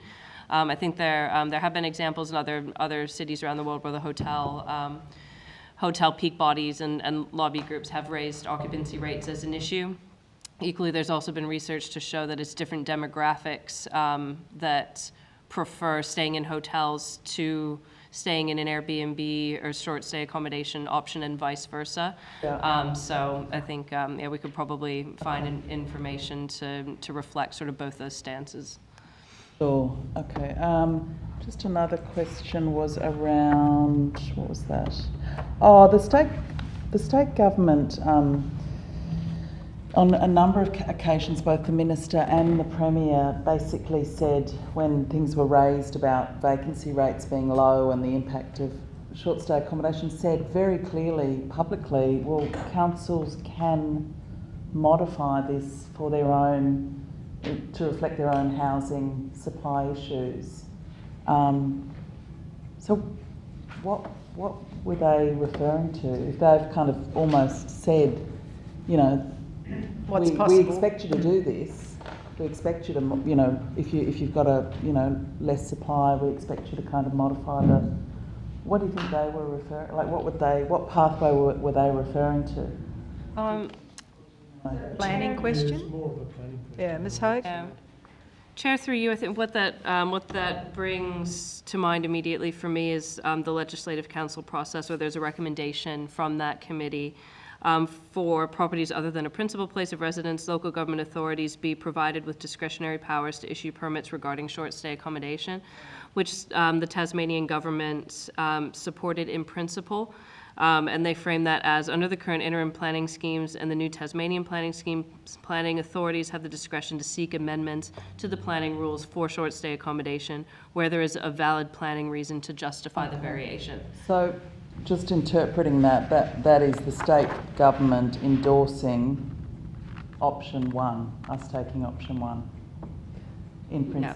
In principle, they're saying, yes, it is possible to do that. And if you can show that it's if you can, right. compelling enough for housing supply and vacancy rates and that sort of stuff. Right? Yeah, and I suppose, Chair, through you, that was against the part of the intention with the framing of the recommendation was if that pathway were to be pursued, there would be the requirement to make that case. Yeah. Yeah. Have you got anything to add, Ms Hogue?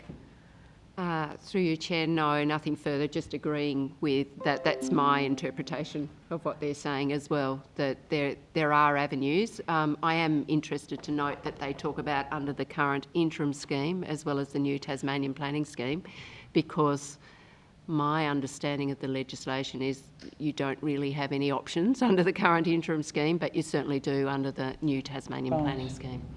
Just in relation to that representation that you suggested in regards to the local planning schedule, local LPS, is that represented in this motion? Or do we need to modify that? Option one, I think. I think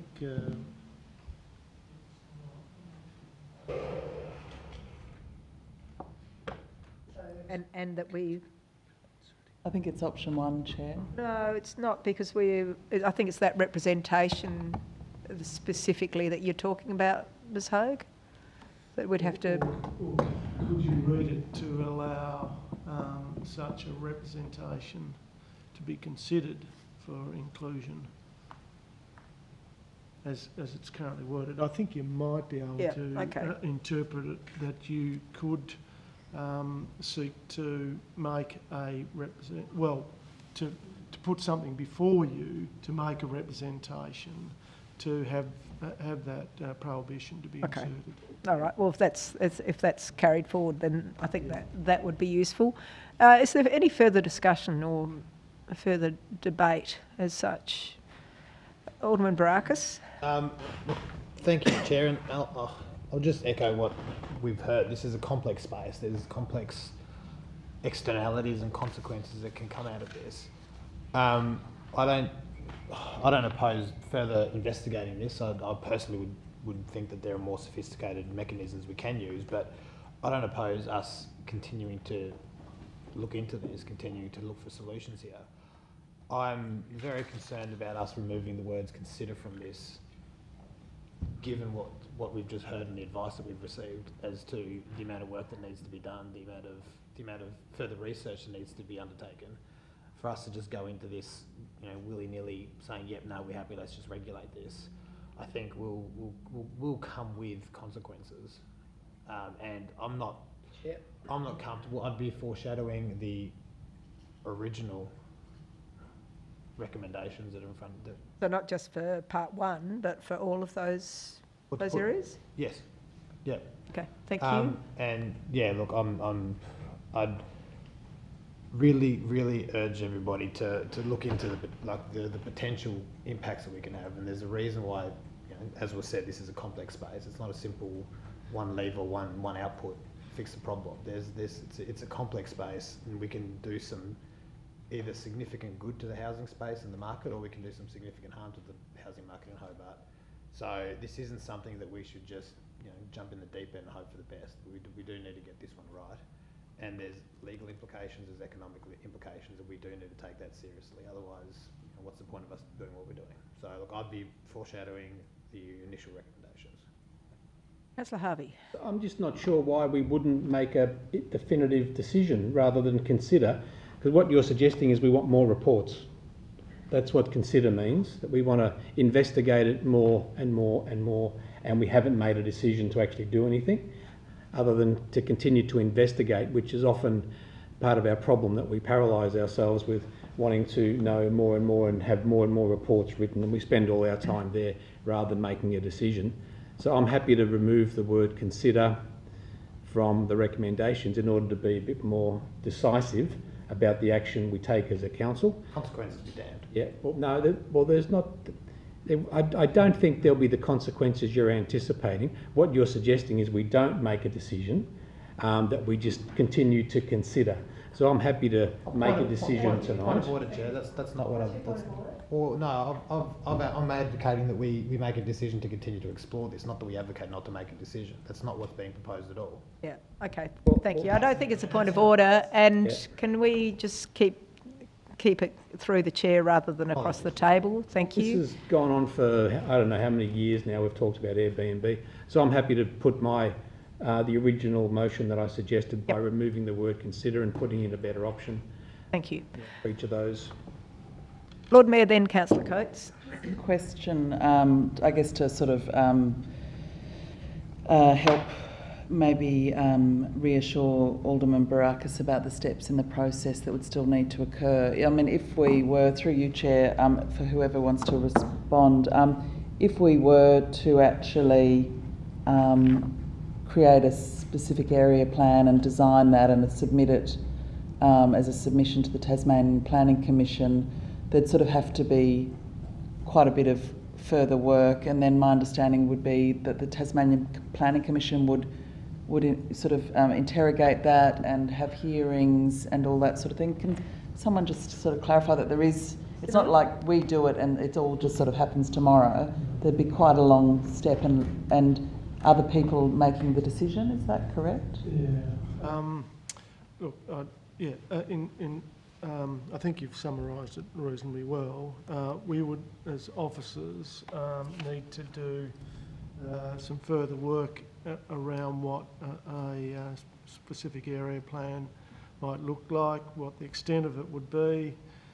We would have to report that back to committee and council, and that would have to be ultimately submitted to the TPC for its deliberation, and may ultimately require re-notification, if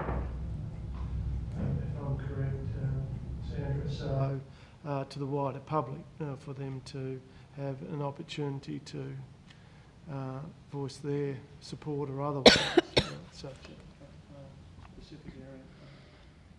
So there's a whole a process, governance process that would need to be followed. So I just a few comments that, look, I think we absolutely should pursue some of these options. The most preeminent housing research agency in the country basically has named up that Hobart probably has the highest, City of Hobart has the highest density of visitor accommodation, short stay accommodations, entire homes in the country, and one of the highest in the world. And if we're concerned about housing supply and availability of housing for people, then we have to tackle. It's not just, we can't just sort of say, oh, let's just, the only answer to that is approving every single development. We also have to look at other factors that are taking rental out of the market, and this is very clear, and the message has come to us from a whole range of housing agencies and housing experts that this is this has led to a really significant loss of permanent rental housing in Hobart.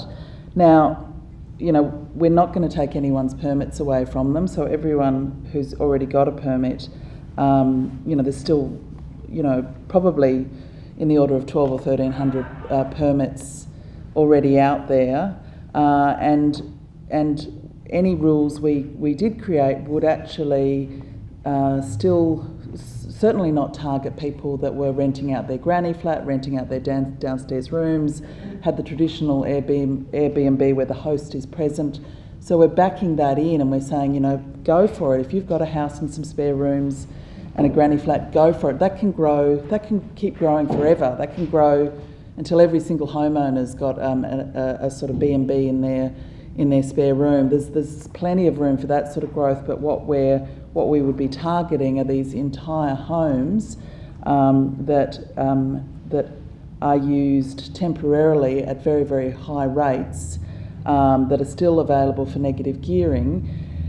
and are taking rental properties out of the permanent rental market. And I think we do need to actually tackle this, and I don't think what we're suggesting is particularly draconian or radical. I think it's still quite a lot of work to do, but you know, we do need to take action on this issue with the kind of high rate of properties that have been taken out of the private rental market. I don't think it's responsible for us, if we are concerned about the housing crisis and affordable housing, to just say, oh, she'll be right, because the actual business model is so attractive for people, and there's no constraint on growth at the moment that we could see, you know, everything we're approving, a certain percentage of it could be going into the visitor accommodation pool.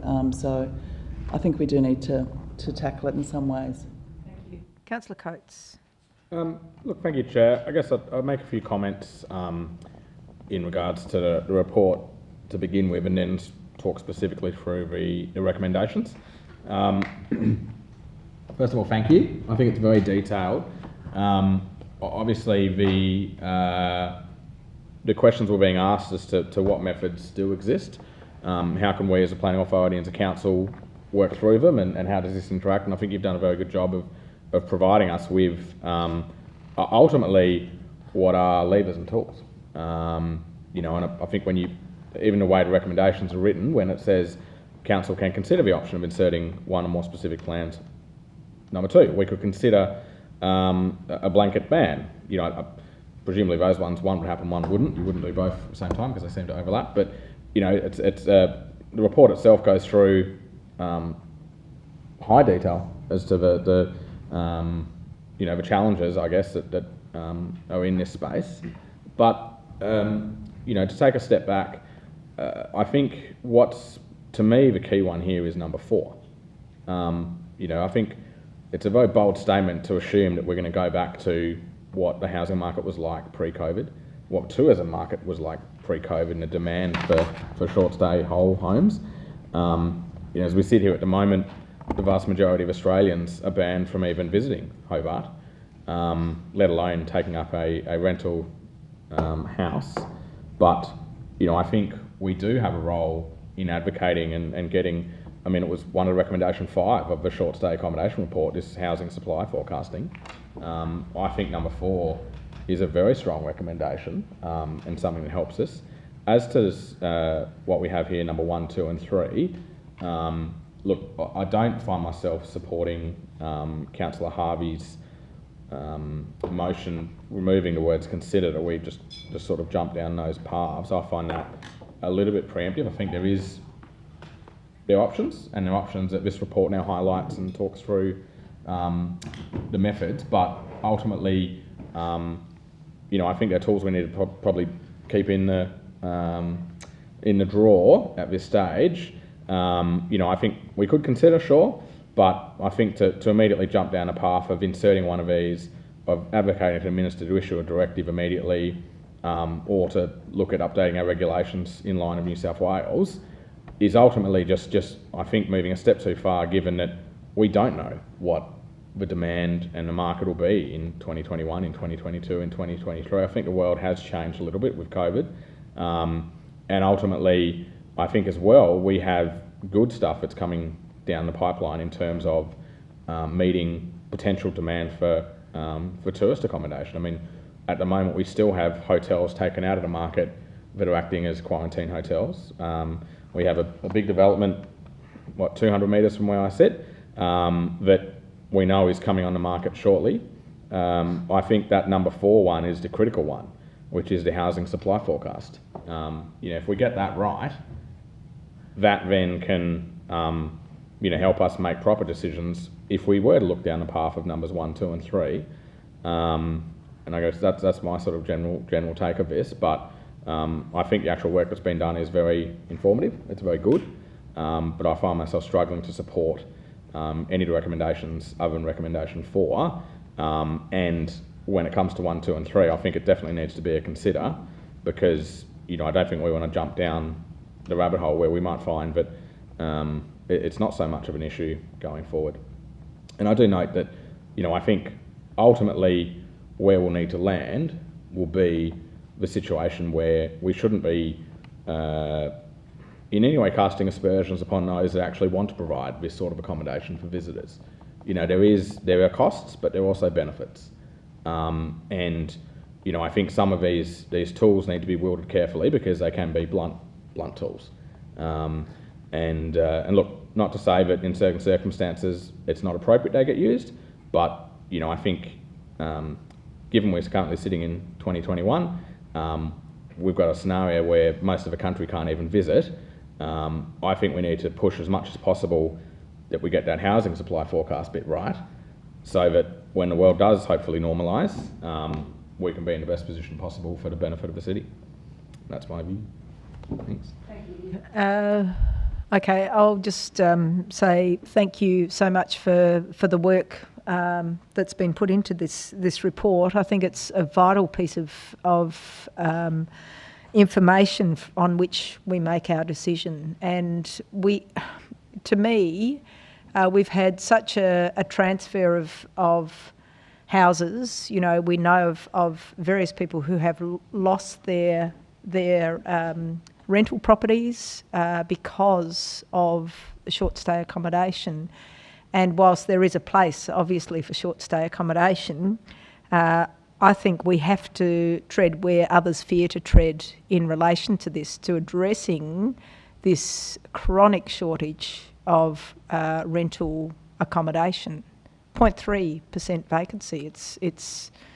It's an untenable situation. If we don't address this situation, if we just sit on our hands, we will not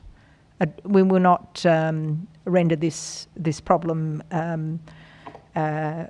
solved. You know, like, it has to be solved, and we have to lead on this as a city. It's our residents who are finding it more and more difficult, and that goes to key workers.